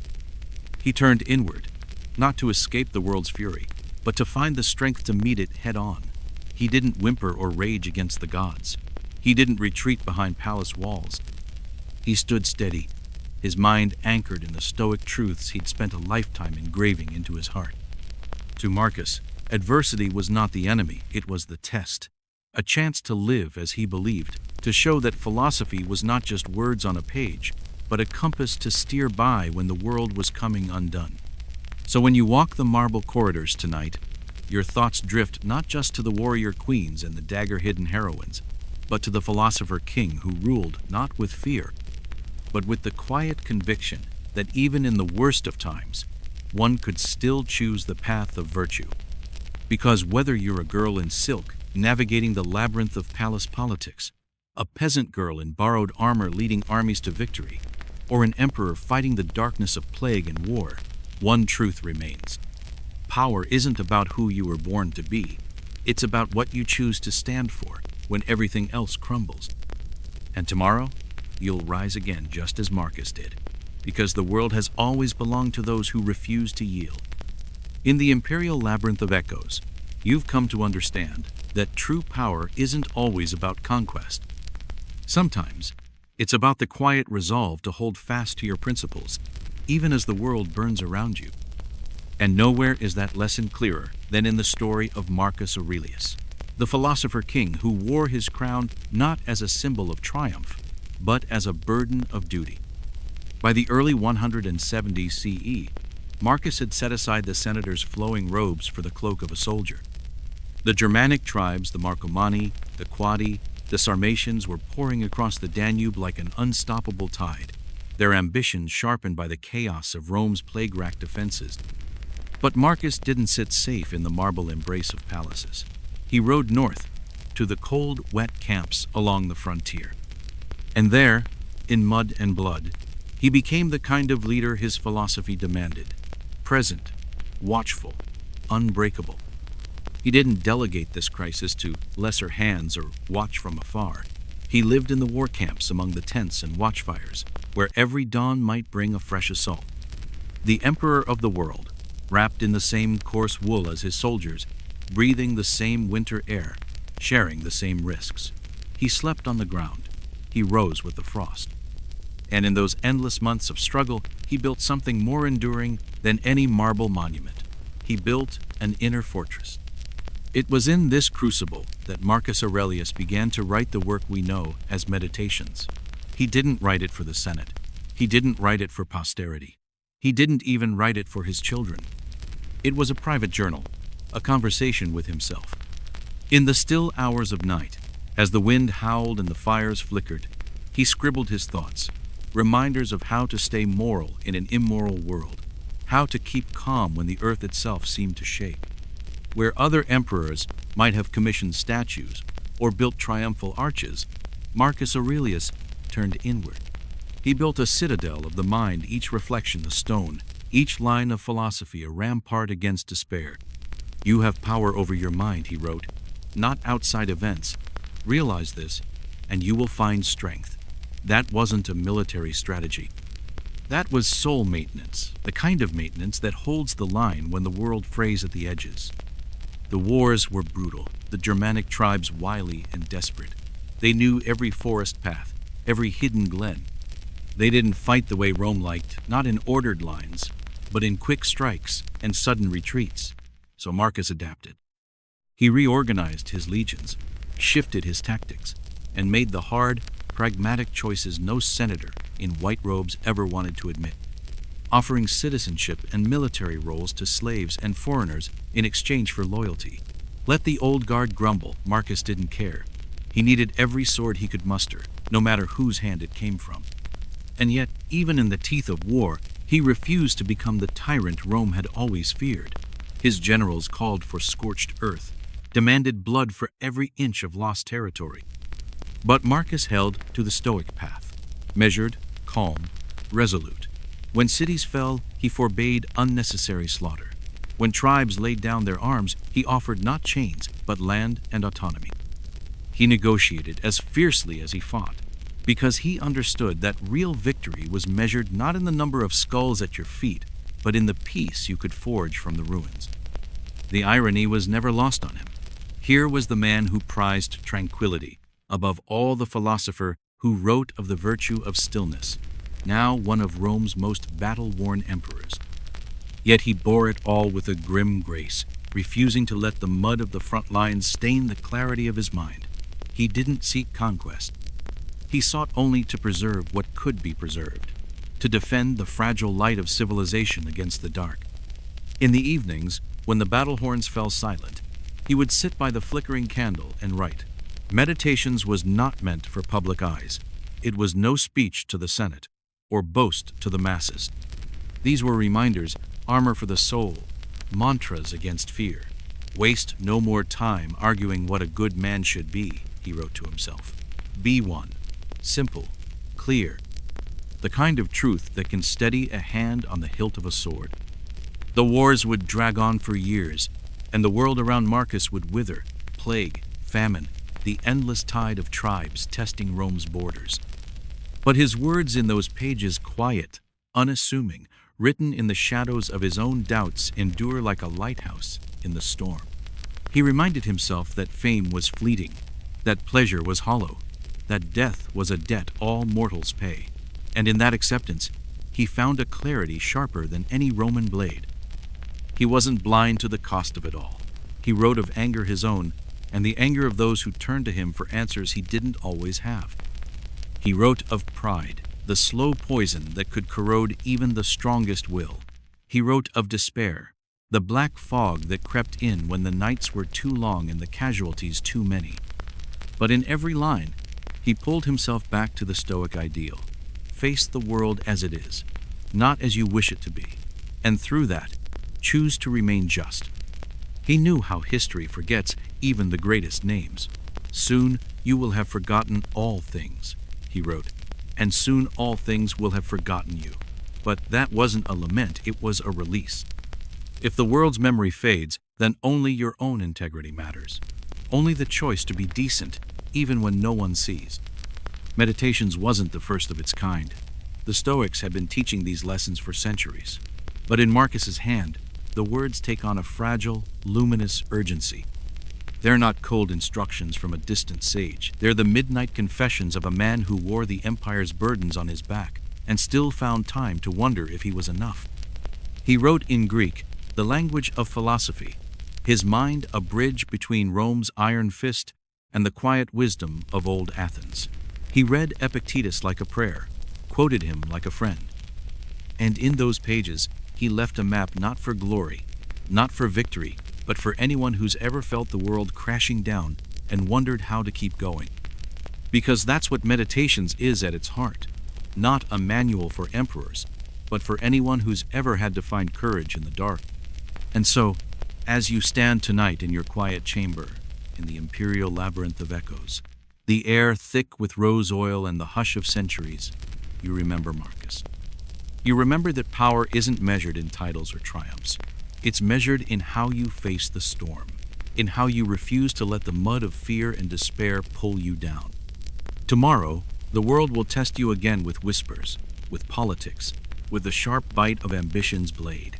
But tonight, you breathe deep, you steady your thoughts, and you remind yourself, power is not a crown of gold. It's the choice to stand when everything else falls. In the imperial labyrinth of echoes, you've seen how power tests not only the steel of a blade, but the resolve of the soul. Marcus Aurelius, philosopher king and reluctant conqueror, lived that truth in every breath, and nowhere more so than in the quiet heartbreak of family and the shadowy specter of betrayal. He married Faustina the Younger, daughter of Emperor Antoninus Pius, a union woven as much from political strategy as from tender affection. Together they had 13 children, a small army of promise and vulnerability. But ancient Rome was no cradle for the innocent. Of those 13, only a handful survived past infancy. Marcus buried 8 of his own children, a grief no philosophy could shield him from, a cycle of loss that repeated like a silent drumbeat beneath the marble grandeur of empire. Meditations rarely speaks of these personal wounds directly, but read between the lines the somber, resolute tone and you can hear it, the quiet ache of a man who had to bury tiny hands and hopeful faces, who wrote of impermanence because he lived it. Stoicism, for Marcus, was never a shield against pain. It was the discipline to bear it, to stand, even when grief would have felled a lesser man. And yet, even within the walls of family, rumor and intrigue never slept. Roman historians, always fonder of scandal than truth, accused Faustina of everything from casual infidelities to elaborate plots against the emperor himself. Cassius Dio, a man who loved the sound of his own quill, and the gossipy Historia Augusta spun tales of Faustina's affairs with gladiators and soldiers, stories that dripped with suspicion and morbid fascination. Marcus, he never publicly condemned her. When she died in 175 CE, he didn't erase her from memory. He honored her with statues, coins, and the quiet dignity of forgiveness or perhaps defiance. Maybe he believed the rumors were baseless. Maybe he simply refused to let the whispers of courtiers soil the memory of a woman who had given him children, laughter, and the hard lessons of love.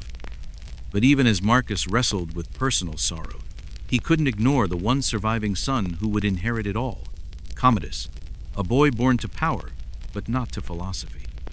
Where Marcus scribbled meditations on restraint and reason, Commodus dreamed of parades and spectacles, of gold and adoration. He was no philosopher. He was a peacock among doves, and Marcus saw the danger, but he could not, or would not, break with Rome's ancient tradition of bloodlines. In 177 CE, Marcus named Commodus co-emperor, cementing a choice that would haunt the empire long after his bones turned to dust. Because even in the imperial Vale of Echoes, tradition can be a cage. At home, Marcus's life was a tightrope of duty and heartbreak. Abroad, the challenges never stopped. The empire's borders cracked beneath the strain of endless invasions, plagues, and the restless rumble of the legions, and betrayal the kind that cuts deepest rose from within. In 175 CE, Avidius Cassius, a general Marcus had trusted with the defense of Rome's eastern provinces, declared himself emperor. Cassius was no faceless rebel. He was the governor of Syria, a man whose military power was vast, whose ambition was sharp. He acted not because he hated Marcus, but because a rumor reached him that Marcus was dead. In the Empire of Rome, news traveled slower than ambition. Rather than pause to confirm the facts, Cassius seized the moment, taking the imperial title for himself before the Senate or the legions could catch their breath. The East braced for civil war. The empire, held its breath. But Marcus? He didn't rage. He didn't curse the skies or vow vengeance. He prepared to march east not with bloodlust, but with calm purpose. Even in betrayal, he believed in the Stoic principle of clemency. His writings and letters show a man who hoped to reconcile, not destroy. A man who believed that forgiveness was stronger than any sword. Marcus planned to offer Cassius pardon to heal the wound, not deepen it. He never got the chance. Before Marcus could even lace his sandals for the march, Cassius was assassinated by his own officers, men who feared what the emperor's arrival might mean for them. They sent Cassius's severed head to Marcus as a grotesque trophy, a silent apology wrapped in blood. And Marcus wept, not for Cassius's treachery, but for the tragedy of it all, for the way ambition unravels loyalty, for the way even the brightest hopes can turn to dust. For Marcus, this wasn't just a threat to his crown. It was a crack in the empire's soul, a sign that Rome's golden age was tarnishing, that even the legions could forget their oaths. He didn't respond with cruelty. He responded with ritual, traveling through the eastern provinces not with fire and fury, but with ceremony and calm words. He reaffirmed loyalty, reminded the soldiers that Rome was more than the sum of its emperors. But he saw the fracture lines running through the marble, saw the whispers of decay in every bowed head. And even as betrayal and heartbreak swirled around him, Marcus Aurelius remained steadfast. His gaze never wavered from the horizon, because to him, power wasn't a celebration, it was a duty. And duty doesn't retire, not even when your heart is broken. As his life's end approached, Marcus was not reclining in a marble villa or writing poetry beneath olive trees. No, he was once again on the frontier, knee-deep in mud and command, facing the endless waves of the Germanic tribes along the Danube. The Marcomannic Wars had dragged on for years, each season of blood a fresh test of Rome's endurance. Marcus was aging, his body worn by decades of strain and sorrow. But he returned to the battlefield because he understood the empire didn't need a philosopher in a library. It needed a commander on the field. The Germanic tribes weren't just raiders, they were desperate. They fought for survival as much as conquest. And Marcus, for all his stoic calm, recognized that desperation can be the sharpest blade of all. He adapted Rome's armies, restructured them to meet the challenge. He offered land to those who would settle peacefully, met swords with diplomacy wherever possible. Because he knew better than most that victory wasn't always won by the sword, but by the promise of a better tomorrow. Through it all, Marcus Aurelius carried not just the weight of an empire, but the weight of his own doubts, his own weary heart, and yet he never flinched. He didn't seek immortality in monuments or conquest. He sought only to live with integrity, to be a good man, in a world that had forgotten what that meant. So tonight, as you stand in the quiet of your own chamber, the echoes of empire and ambition pressing against the silk walls, remember Marcus. Remember that power isn't just the clash of legions or the roar of crowds. Sometimes it's the decision to keep walking, even when the path is strewn with heartbreak. Sometimes it's the choice to forgive, even when betrayal has cut you to the bone. Marcus Aurelius taught that power is not a crown of gold. It's the quiet, stubborn refusal to yield to the worst in yourself. It's the belief that even when everything else is lost, you can still choose to be just, to be kind, to be whole. Tomorrow, the world will test you again. Let it, and when it does, you'll rise. Because in this labyrinth of echoes, there's one truth no empire can silence. The greatest empire you'll ever rule is the one within. In the imperial labyrinth of echoes, you've learned that the truest measure of a ruler is not found in the size of their empire, but in how they hold themselves when the world begins to fray.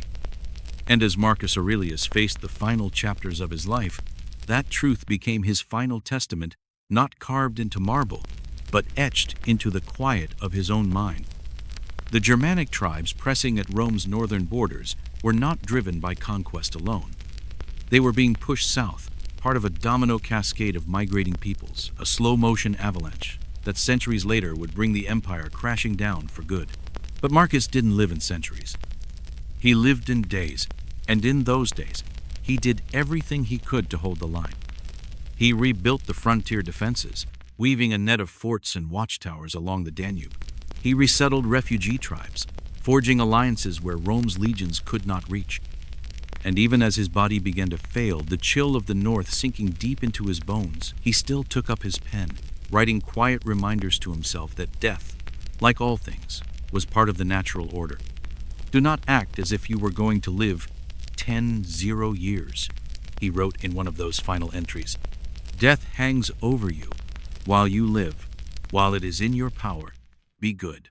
These weren't just the musings of a distant philosopher. They were the words of a man who could feel the weight of his own mortality in every breath, a man who knew that each sunrise might be his last. In 180 CE, while stationed at the edge of the known world in what is now Vienna, Marcus Aurelius fell gravely ill. The plague that had haunted his reign like a shadow had finally reached for him. Sources tell us that he summoned his son Commodus to his side, perhaps to offer advice, perhaps to plead for better judgment, perhaps only to say goodbye. History doesn't tell us what passed between father and son in those final moments. The words are lost to the hush of time. What we do know is this. On March 17th, 180 CE, Marcus Aurelius died.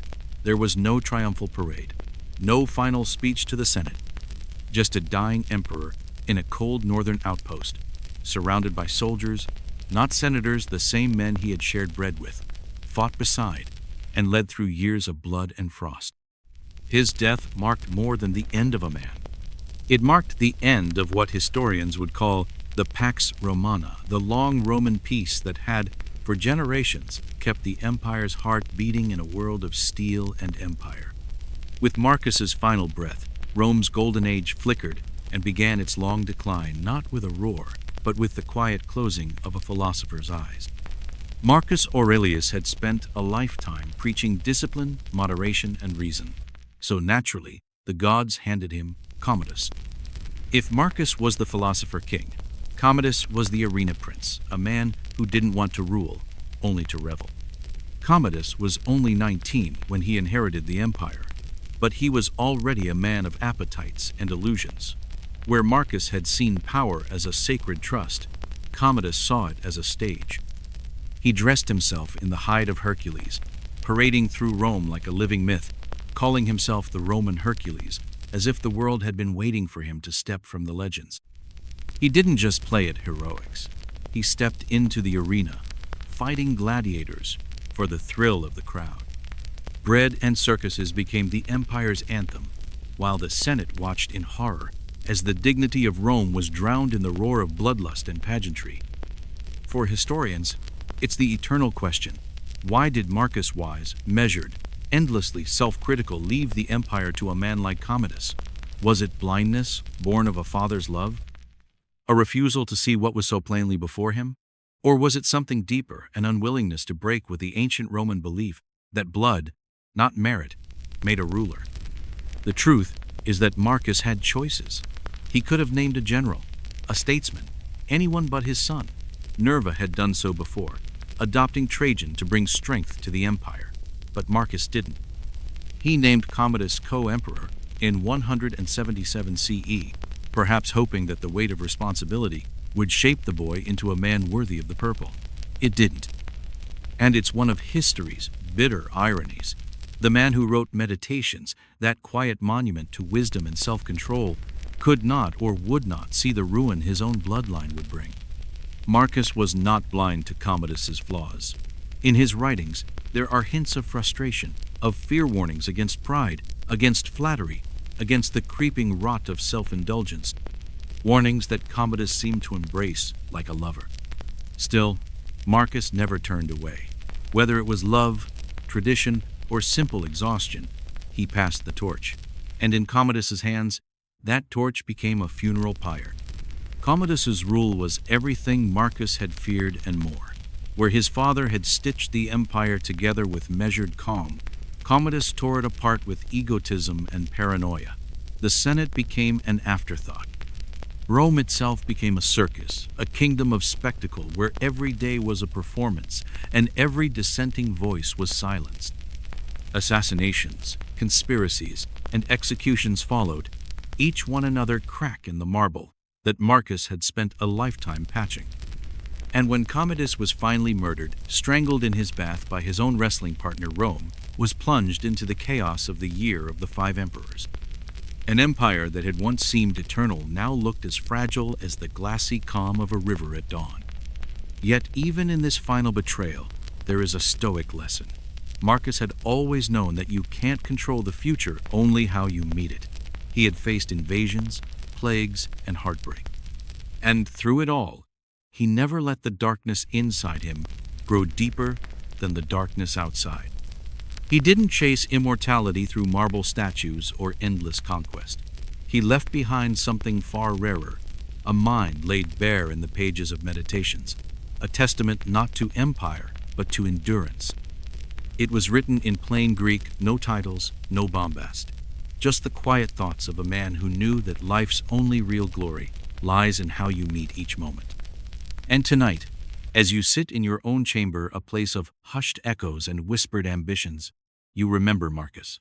You remember that power is fleeting, that thrones can crumble and names can be forgotten. But character? Character endures. The greatest kingdom is the one you build within, stone by stone, breath by breath. Tomorrow, there will be new games to play, new rivals, new schemes, new tides of change. Let them come. You will rise to meet them, just as Marcus did.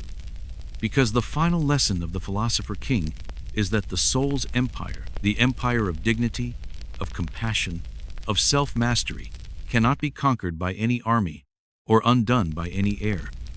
That empire, built in silence and guarded by integrity, is yours to hold.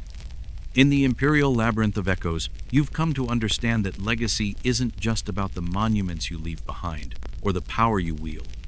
It's about how you stand moment by moment in the face of a world that tests you to your core.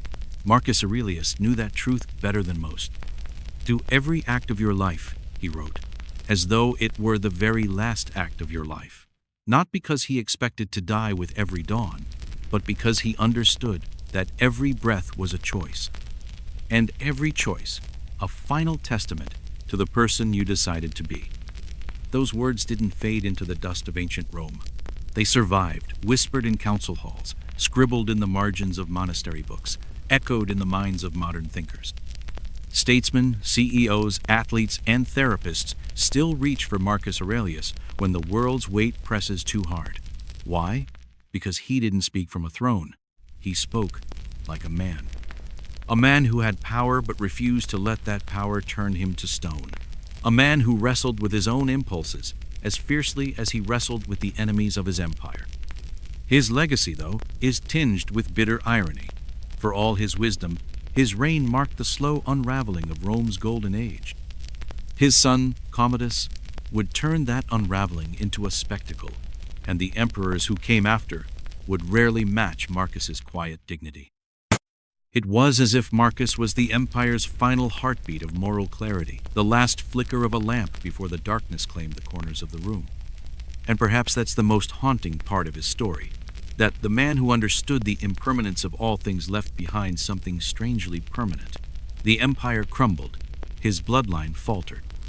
But his meditations, raw, unpolished, heartbreakingly human, endured. Not because he meant for them to. They were never edited for public eyes, never meant for an audience at all. That's what makes them immortal. They are the private whispers of a man who didn't want to conquer the world. He only wanted to meet it with decency and leave it no worse than he found it. And in the end, maybe that's the only empire worth building. So as Marcus was fighting to stay upright in a world that seemed determined to collapse, far older civilizations had already laid down the first stones of justice, not just as an idea, but as a law carved into the bones of society itself. Travel back to ancient Babylon. Around 1754 BCE, King Hammurabi, whose name still stands like a pillar of law, commissioned a towering monument of black basalt. 7 feet of stone that glistened in the sun, etched with 282 laws in cuneiform script, the Code of Hammurabi. It was more than a legal document. It was a proclamation, a warning, a declaration that justice was not just the whim of kings, but something that could be seen, touched, read in the marketplace. The code governed every corner of Babylonian life: trade, marriage, theft, even the fine lines of family squabbles. But it wasn't egalitarian. Justice in Hammurabi's world was a scale weighted by birth and class. If a nobleman broke another noble's bone, his own would be broken in kind. Eye for an eye, tooth for a tooth, the ancient creed of retribution. But if that same nobleman struck a commoner or a slave, the scales tipped. His punishment was only a fine. Justice was measured not just by the crime, but by the status of the hand that struck the blow. Builders who raised homes that fell and crushed families were put to death, a stark reminder that the safety of others was not a matter of profit alone. Merchants who cheated in the market could face mutilation. Adultery, theft, and false witness carried penalties that were swift and public: execution, exile, or the shame of having your name become a curse. But what made Hammurabi's code truly revolutionary wasn't the brutality of its punishments. It was its permanence. It didn't whisper justice in the shadows of a courtroom.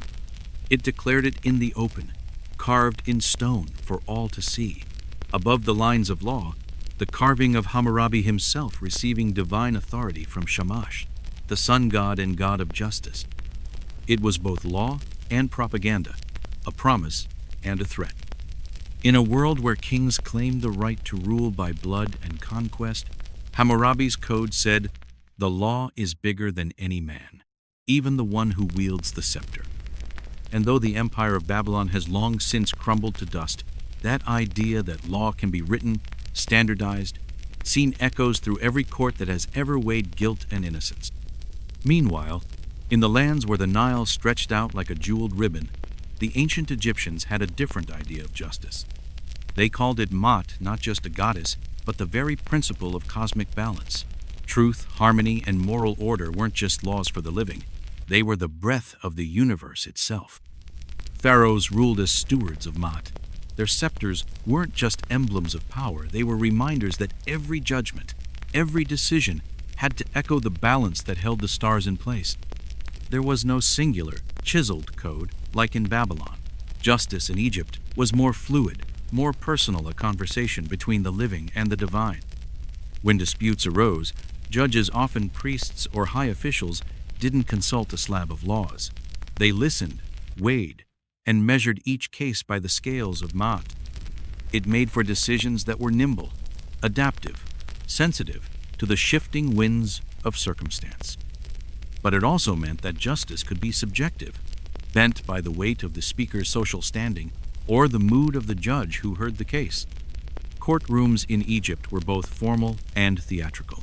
Witnesses stood, voices ringing out in the perfumed air. Petitions and contracts were inked on papyrus, a fragile record of lives balanced on the tip of a reed pen. For minor crimes, theft, assault, petty squabbles, punishments might be fines, beatings, or forced labor. But for crimes that threatened the very balance of the cosmos, tomb, robbery, sacrilege, betrayal of the gods, there was no mercy. The guilty could be burned, drowned, or impaled. Their bodies sometimes defiled after death to deny them the peace of the field of reeds, the ancient paradise that waited for the souls of the just. The Egyptians believed that in the end, every soul would stand before the scales of Maat. In the Hall of Two Truths, the heart of the dead was weighed against the feather of Maat. If the heart was heavy, swollen with sin, with the weight of deeds that cracked the balance of the world, it would be devoured by Ammit, the crocodile, lion, hippo beast that ended all hope. But if the heart was as light as the feather, the soul was allowed to pass into eternity, a final echo of justice beyond the grave. So tonight, in your chamber in the imperial labyrinth of echoes, you let these ancient truths settle around you like a second skin. Justice isn't just the hammer of punishment or the chisel of law. It's a promise that the world can be balanced, that power is a trust, not a right. Marcus Aurelius lived that promise in every breath. He wasn't a god. He wasn't perfect. He was a man who knew that the weight of empire was also the weight of the soul. His meditations weren't written to dazzle the Senate or to adorn marble columns. They were written to steady his hand and quiet his heart, to remind himself and all who would one day read his words that in the end, the only kingdom worth ruling is the one within. Tomorrow, the world will rise again to test you. Let it come, and when it does, remember this: empires fade, names are forgotten, but the quiet choice to do what is right even when no one sees that is the legacy that endures. In the imperial labyrinth of echoes, you've learned that justice is never a single note, it's a chorus, each civilization singing its own harmony of right and wrong, divine and human. And while Marcus Aurelius's quiet meditations offered a personal compass, the ancient world's courts and councils offered a stage for society's search for balance. In ancient Egypt, the courtroom was more than a venue for dispute. It was a stage where the cosmic scales of Maat were constantly tested. Justice was inseparable from spirituality. A trial wasn't just a debate between plaintiff and defendant. It was a ritual, a performance meant to affirm that the world itself still turned in rhythm with the divine order. Egyptian justice wasn't carved in stone like Babylon's. It flowed, adapting itself to the moral tides of Maat, rewarding those who lived in harmony with truth, punishing those who disturbed the delicate equilibrium of the cosmos. Meanwhile, far across the sands and seas, a radically different experiment was brewing. In ancient Greece, particularly in Athens during the 5th and 4th centuries BCE, justice was reborn in the bustling agora, not in the echoing halls of kings or the hushed shrines of priests.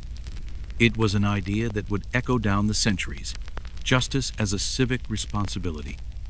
Athenian democracy was messy, boisterous, and deeply flawed, but it laid the foundation for the idea that law wasn't just the domain of kings. Every male citizen had the right and the duty to step into the courtroom as plaintiff, defendant, and juror. There were no professional judges or sleek lawyers whispering strategy behind closed doors. Instead, massive juries of everyday men were selected by lot, hundreds of voices, forming a single verdict, deciding not only guilt or innocence but also punishment. There were no appeals, no second chances. The decision was final, and it was collective. The trials themselves were swift, a single day of speeches and counter-speeches, each measured by a water clock, the clepsydra. As the water trickled out, so too did your words. Theft, slander, assault, adultery, all could be brought before the people's court. Even crimes of the soul, like impiety and treason, were judged in the open air, a reminder that the city belonged to the gods as much as to the mortals who walked its streets. And if the courtroom's walls didn't bring you to justice, there was another, more chilling instrument of Athenian democracy: ostracism. Once a year, citizens could gather and cast shards of pottery ostraka to decide if someone's presence in the city was too dangerous. No crime had to be proven, no law had to be broken. Just the consensus that one man's shadow had grown too large, his ambition too sharp. If your name was etched too many times, you were exiled for a decade, stripped of power and place. It was the city's way of pruning ambition before it choked the light. Justice in Athens wasn't blind. It was loud, passionate, and deeply human, an early chaotic experiment in legal equality that still echoes in the courtrooms of today. It was a stage where persuasion was power, and where the city's voice was the final word. Across the vast sweep of the subcontinent, in ancient India, justice was rooted in something older and deeper than written law, a concept called dharma. Dharma, a word that means duty, righteousness, the very balance of the cosmos. In India, justice wasn't a cold calculation of guilt or innocence. It was the daily dance of the soul, a moral choreography that kept the world from slipping into chaos. Unlike the stony codes of Babylon or the fluid courts of Athens, India's legal framework was woven from threads of religion, philosophy, and social order. It was first formalized in the Dharma Shastra's ancient texts that shaped not only how justice was carried out, but how it was understood. The most famous, the Manusmriti, the Laws of Manu, was a tapestry of social guidelines, spiritual imperatives, and legal principles compiled between the 12th century BCE and the 3rd century CE. These weren't laws in the modern sense. They were rules for living, deeply intertwined with the caste system that defined every breath of ancient Indian society. Brahmins, priests, and scholars were bound by one set of rules. Kshatriyas, warriors and rulers, by another. Merchants, laborers, artisans. Each caste had its own path, its own dharma, and its own penalties when that path was broken. Justice in this world wasn't blind. It was acutely aware of your birth, your duties, and the expectations that shaped your every word and deed. A Brahmin who erred might be fined or temporarily exiled from the sacred rituals of the temple. A Shudra who committed the same act might face the whip or the gallows. Yet even in this hierarchy, there was room for compassion. The concept of intent mattered, the idea that the heart's truth could temper the hand's crime. Repentance, charity, penance, these could soften the blow of the law, a reminder that justice was meant not just to punish, but to heal. Kings sat as the final judges, flanked by Brahmin advisors who whispered the ancient hymns of righteousness into their ears. Their duty wasn't just to uphold order. It was to preserve the moral and cosmic balance that kept the universe itself from tearing apart. Trials could be dramatic affairs, oral testimonies, written records, and when all else failed, the terrifying ordeal by divine judgment. For when human eyes failed, the ancient world turned to the gods to decide.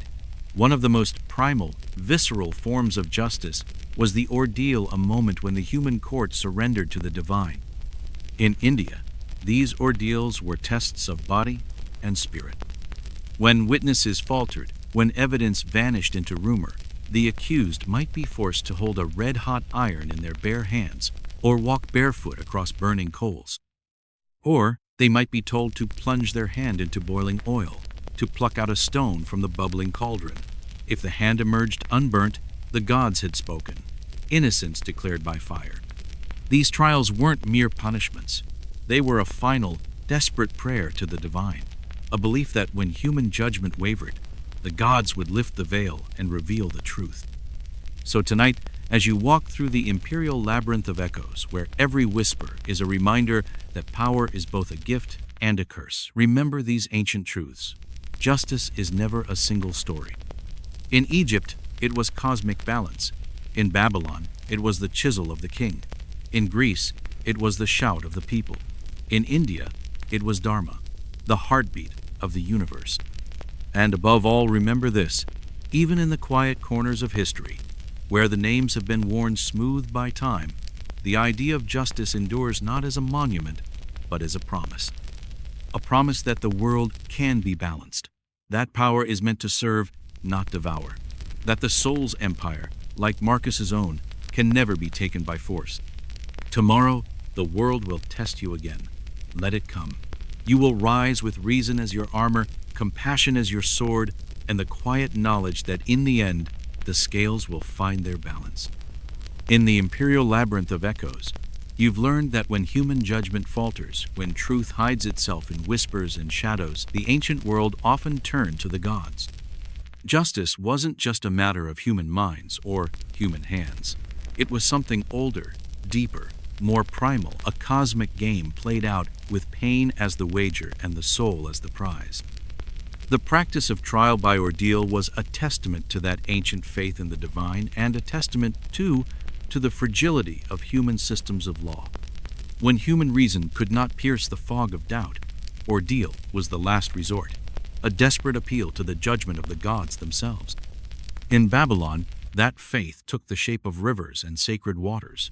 When an accusation clung like a shadow to a man's name, and no witness would speak, he might be hurled into the river. The logic was simple, brutal, and unflinching. If the accused floated or clawed his way back to the sunlit bank, the gods had spared him.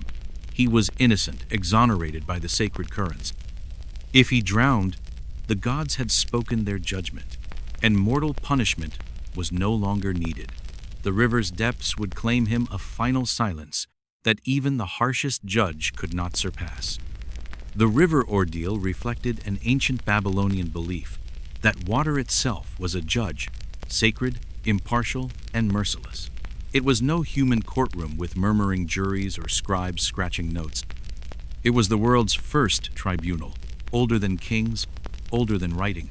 The river did not care for rank or blood. It only cared for balance.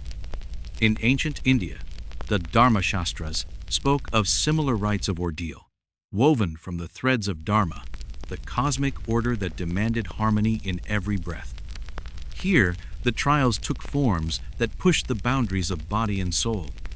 A man might be commanded to walk barefoot across glowing iron plowshares, each step a prayer that the gods would spare him if his conscience was clean. Or he might be told to pluck a coin from boiling oil, his hand diving into the cauldron like a final test of his soul's weight. Some ordeals turned to poisons or serpents, commanding the accused to swallow venom or stand among coiled fangs. If the venom did not take root, if the snake did not strike, innocence was declared by the gods' silent nod. And yet, even amid this terror, there was a strange democracy. Ordeals were not reserved only for the lowborn or the powerless. Kings and peasants alike could be summoned to the trial by ordeal, because in the eyes of the gods, there was no difference between the crown and the plow, only the truth within. Not all ordeals tore flesh. Some tested the soul in quieter ways, sacred oaths sworn in the presence of statues and shrines. In these cases, the ordeal was not fire or water, but the weight of the divine gaze itself. To swear falsely under the eye of the gods was to invite a curse that would echo across lifetimes. The threat of cosmic punishment in this life or the next was enough to pry confession from trembling lips. These trials revealed not just the brutality of ancient justice, but its yearning. Even when human systems failed, when judges were corrupt or evidence was lost, there was a collective need to believe that something larger than mortal error was watching. The ordeal was faith made flesh, an attempt to coax truth from the chaos of the world. And so we turn back to ancient Egypt, where justice was not simply human at all. Here, the courtroom was no humble hall of debate. It was a sacred theater, and the pharaoh was both actor and audience king and living god, the earthly embodiment of Ma'at. Ma'at, that feather-light principle of truth and balance, was not an abstract idea. It was the breath of the universe, the unseen hand that kept the sun's path steady and the Nile's waters flowing. To uphold Ma'at was not just to settle disputes, it was to keep the world itself from shattering.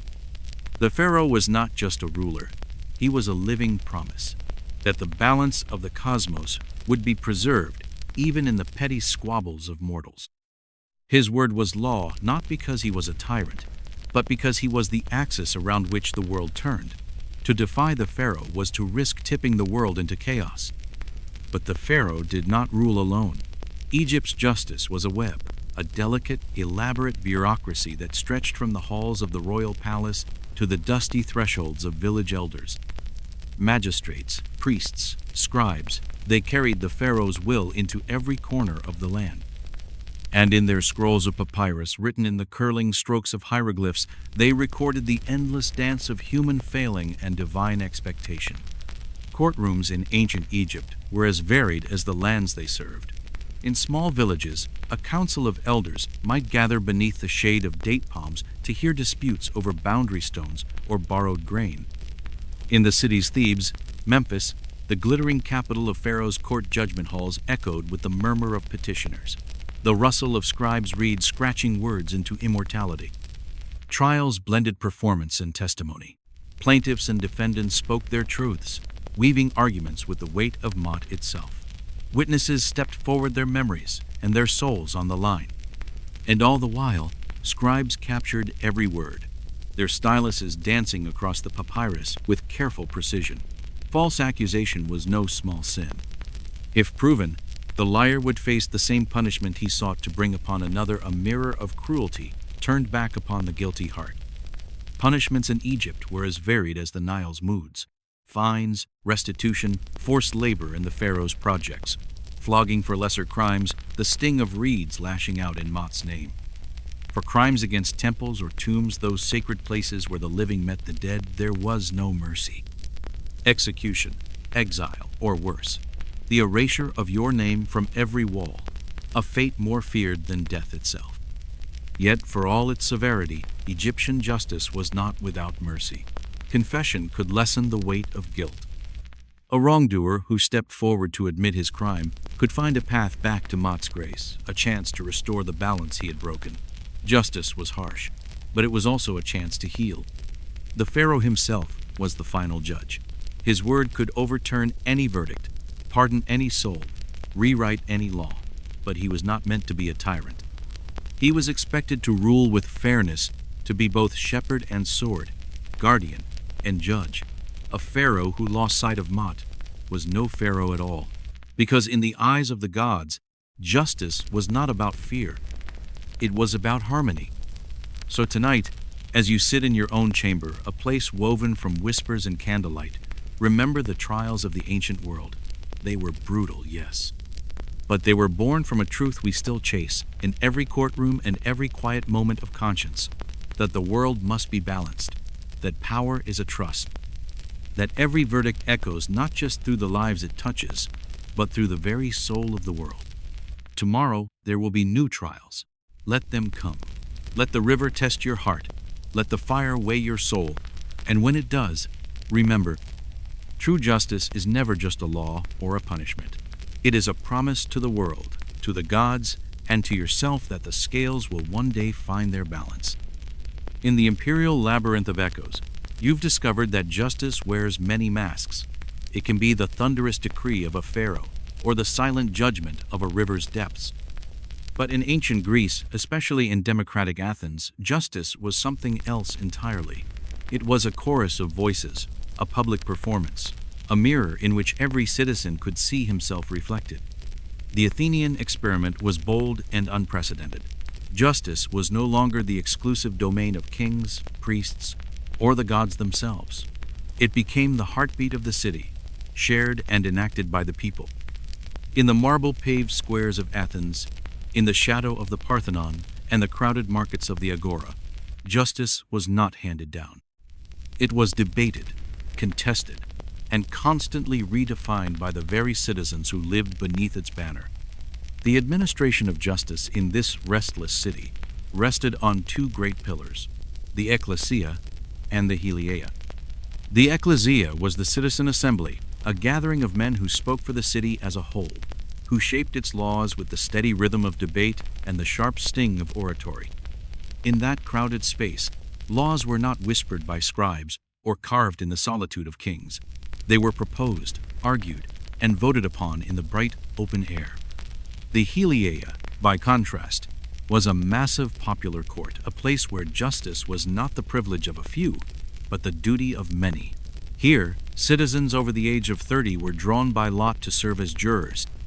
Hundreds of men, sometimes even more than 500, would gather to weigh the fates of their neighbors and decide the soul of the city itself. There were no professional judges in these trials, no black-robed figures to weigh evidence with an impartial eye. Instead, magistrates themselves, chosen by lottery or by popular acclaim, served only to organize the proceedings, to ensure that the structure of justice did not collapse under the weight of its own ambition. But the real power, the final word, belonged to the jurors, ordinary men with calloused hands and dusty sandals, drawn from every quarter of the city. They listened not in secret chambers, but in the open halls of Athens. They listened to arguments and counter-arguments, each measured against the pulse of the crowd and the fleeting certainty of the moment. And when the voices fell silent, there was no deliberation room to weigh the facts in hushed secrecy. The verdict was immediate, final, and binding. There was no appeal, no second chance. In that single breath, justice was decided. This system, this raw, pulsing democracy, was a double-edged sword. On the one hand, it was the purest form of civic participation the world had ever seen. Every citizen had a stake. Every citizen had a voice. Justice was not something done to them. It was something they did together, day after day, in the flickering light of reason and rhetoric. But on the other hand, it was a system that could be swayed not just by facts, but by the silver tongue of a clever speaker. In the Athenian courts, there were no professional lawyers, at least not in name. Defendants and plaintiffs were expected to speak for themselves, to stand in the bright light of the court and make their case. But not everyone was born with the gift of words.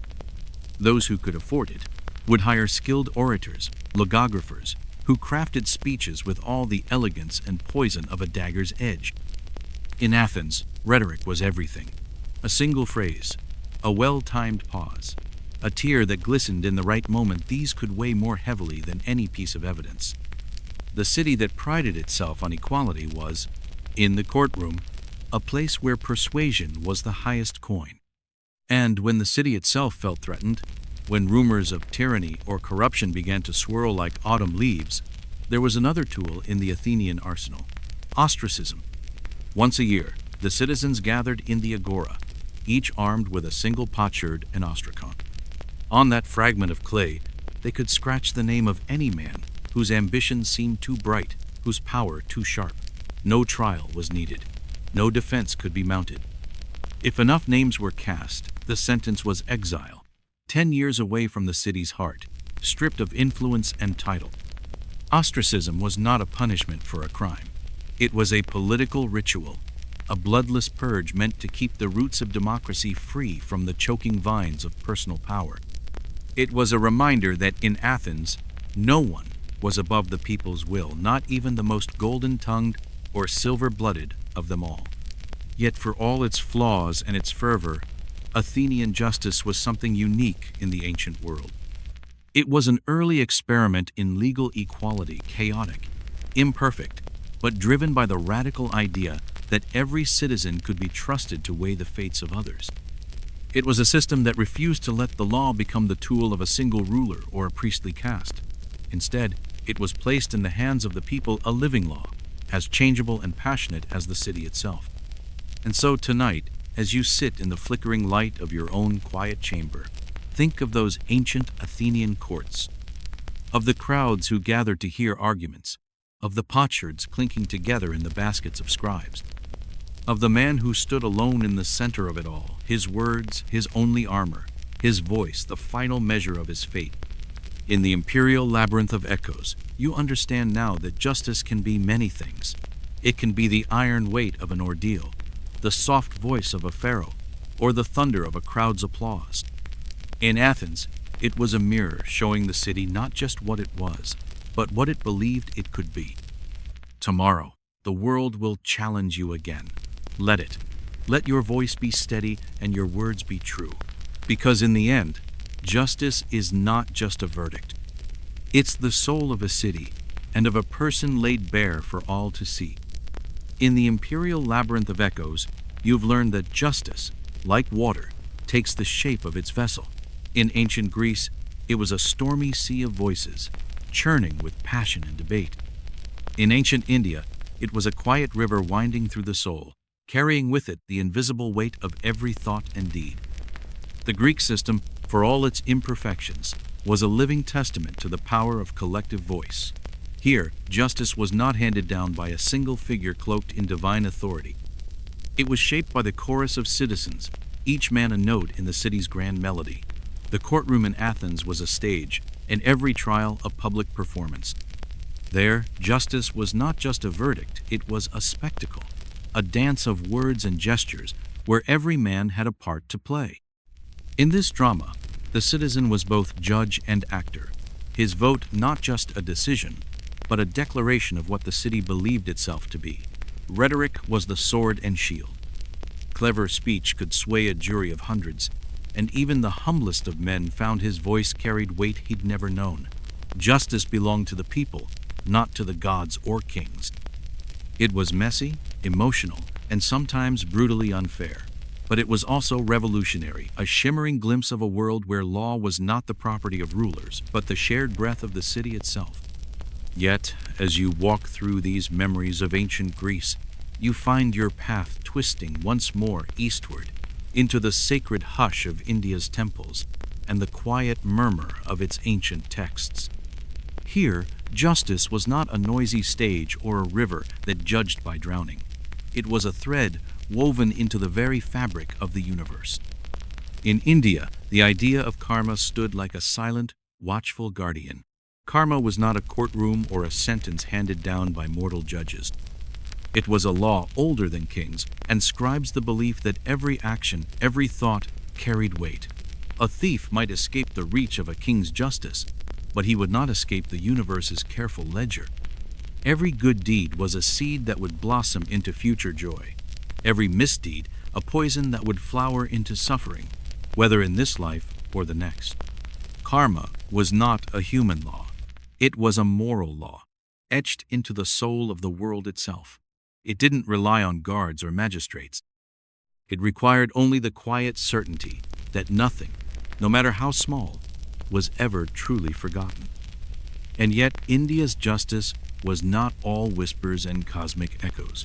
It had its own structure, its own laws, the Dharma Shastras, the ancient texts that guided not just courts but hearts. The Manusmriti, the most famous of these, was more than a legal manual. It was a spiritual map, charting the duties of every caste and every stage of life. In this system, justice was not a single flat surface. It was a mountain of many terraces, each one shaped by birth and duty.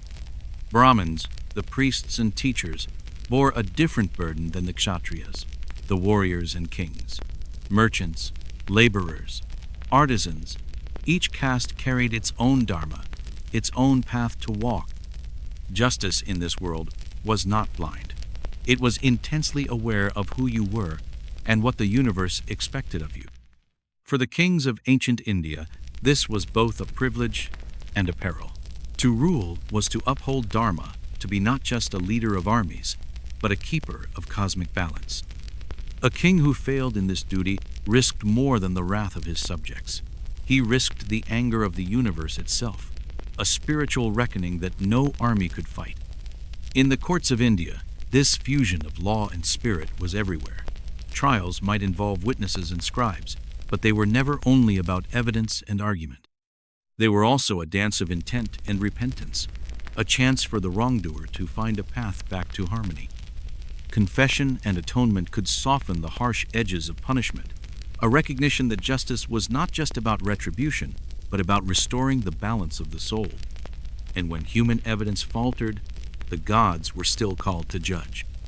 Trials by ordeal holding hot iron, plunging hands into boiling oil, these were last resorts. Not because the kings were cruel, but because they believed the gods would not let the innocent suffer. In this, too, there was an echo of that deeper truth, that in the end, the universe itself was the final court. So, as you sit tonight in the hush of your own chamber, these ancient visions swirl around you like incense smoke.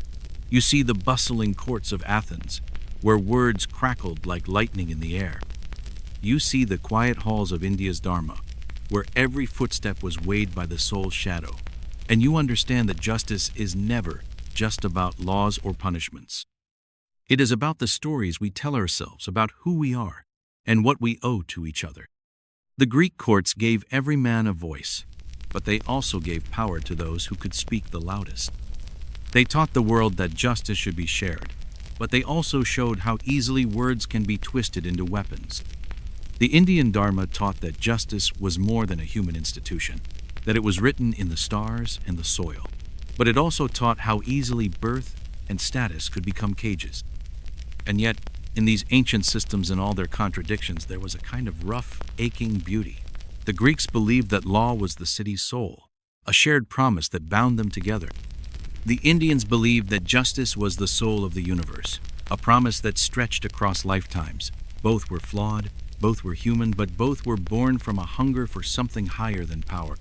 A hunger for balance, for meaning, for a world where every breath, every act, every word mattered. Tomorrow, the world will test you again. There will be debates and accusations, whispers and verdicts. Let them come. Let your heart remember that justice is not just a tool of the strong or the consolation of the weak. It is a choice to believe that every life is part of something larger, something that cannot be measured by a single trial or a single lifetime. The labyrinth of power has many chambers, and justice echoes in them all. Walk those halls with courage, speak your truth with care. And remember, justice is not just a matter of courts or kings. It is the breath of the world itself, woven into every choice you make and every path you walk. In the imperial labyrinth of echoes, the final whispers of ancient justice reverberate across the centuries. brushing against the present like a gust of wind that stirs the dust of old ruins. You stand here now, listening to the last chords of a song that began millennia ago, its notes woven from the beliefs and rituals of civilizations that shaped the world's heartbeat. Buddhism, born in the quiet groves of ancient India in the 5th century BCE, added a final, profound layer to this tapestry of justice. It looked beyond the crowded forums of Greece and the divine proclamations of pharaohs, beyond the strict codes of Babylon and the Varna-bound duties of Dharma. Instead, it turned inward. Here, in the hush of a monastery's dawn prayers or in the gentle breath of a monk beneath a Bodhi tree, justice was no longer just a matter of courts and kings. It was an intimate reckoning with the self. Buddhism rejected the caste-based inequalities that had structured Indian law for centuries. It taught that every soul carried the same potential for enlightenment, that the weight of one's karma was not written at birth, but sculpted by choices made in every breath. Justice was no longer only a social concern. It was a spiritual journey. Buddhist ethics offered not a code of punishment, but a map of moral principles: nonviolence, truthfulness, compassion, and self-restraint. These were not rules to be enforced by soldiers or priests. They were guides for the heart, the quiet voice of conscience whispering even in the silence of the night. And though Buddhism did not set down legal codes in the way Hammurabi did, its principles profoundly shaped those who ruled. In the 3rd century BCE, Emperor Ashoka rose as a testament to this transformative power. Once a conqueror, Ashoka was haunted by the rivers of blood his ambitions had spilled. In that shadow of remorse, he turned to the Dharma, the Buddha's teachings, and found a new vision of justice. His rock edicts, still standing in weathered stone across the Indian subcontinent, speak of mercy and tolerance. They urge his subjects to live with compassion, to avoid harming even the smallest creature. Ashoka did not simply talk of justice as a ruler's command. He recognized it as a moral responsibility, a burden carried by kings and beggars alike. His empire was no longer built on conquest, but on the shared aspiration for harmony. In this Buddhist vision, the idea of punishment faded like mist before the rising sun. A person might escape the king's watchful eye, might slip past the magistrate's gavel, but the universe itself was always watching. Karma was the final judge, recording every intention, every heartbeat. A soul that ruled with cruelty was not only sowing the seeds of suffering in his subjects' lives, he was crafting his own future pain, whether in this life or in lifetimes yet to come. This was a justice that reached beyond the prison or the scaffold. It was a justice that lived within the soul, more intimate and, for many, far more intimidating than any earthly authority. And so, in the final turn of the labyrinth, you see how these ancient systems, Babylon's chiseled codes, Egypt's divine balance, Greece's crowded assemblies, India's moral dharma, and Buddhism's karmic ledger continue to breathe within us. They have not vanished. Their echoes linger in the laws we write today, in the questions we still cannot answer, in the choices we make when no one is watching.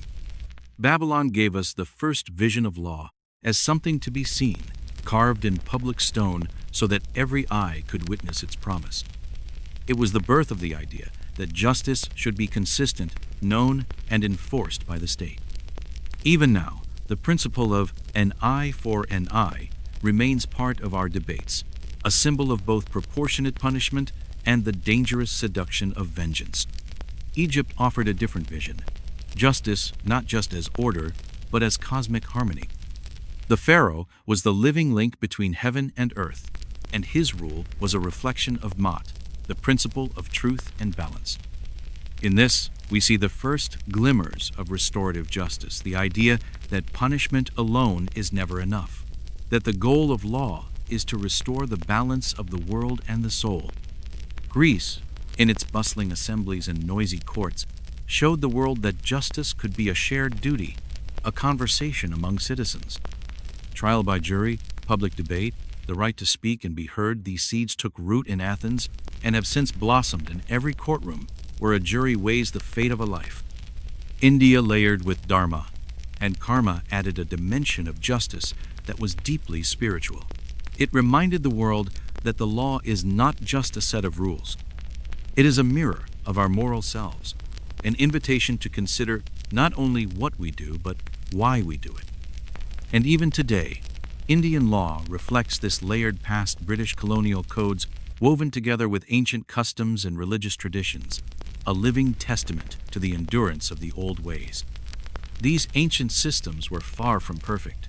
They were often brutal, patriarchal, and fiercely hierarchical.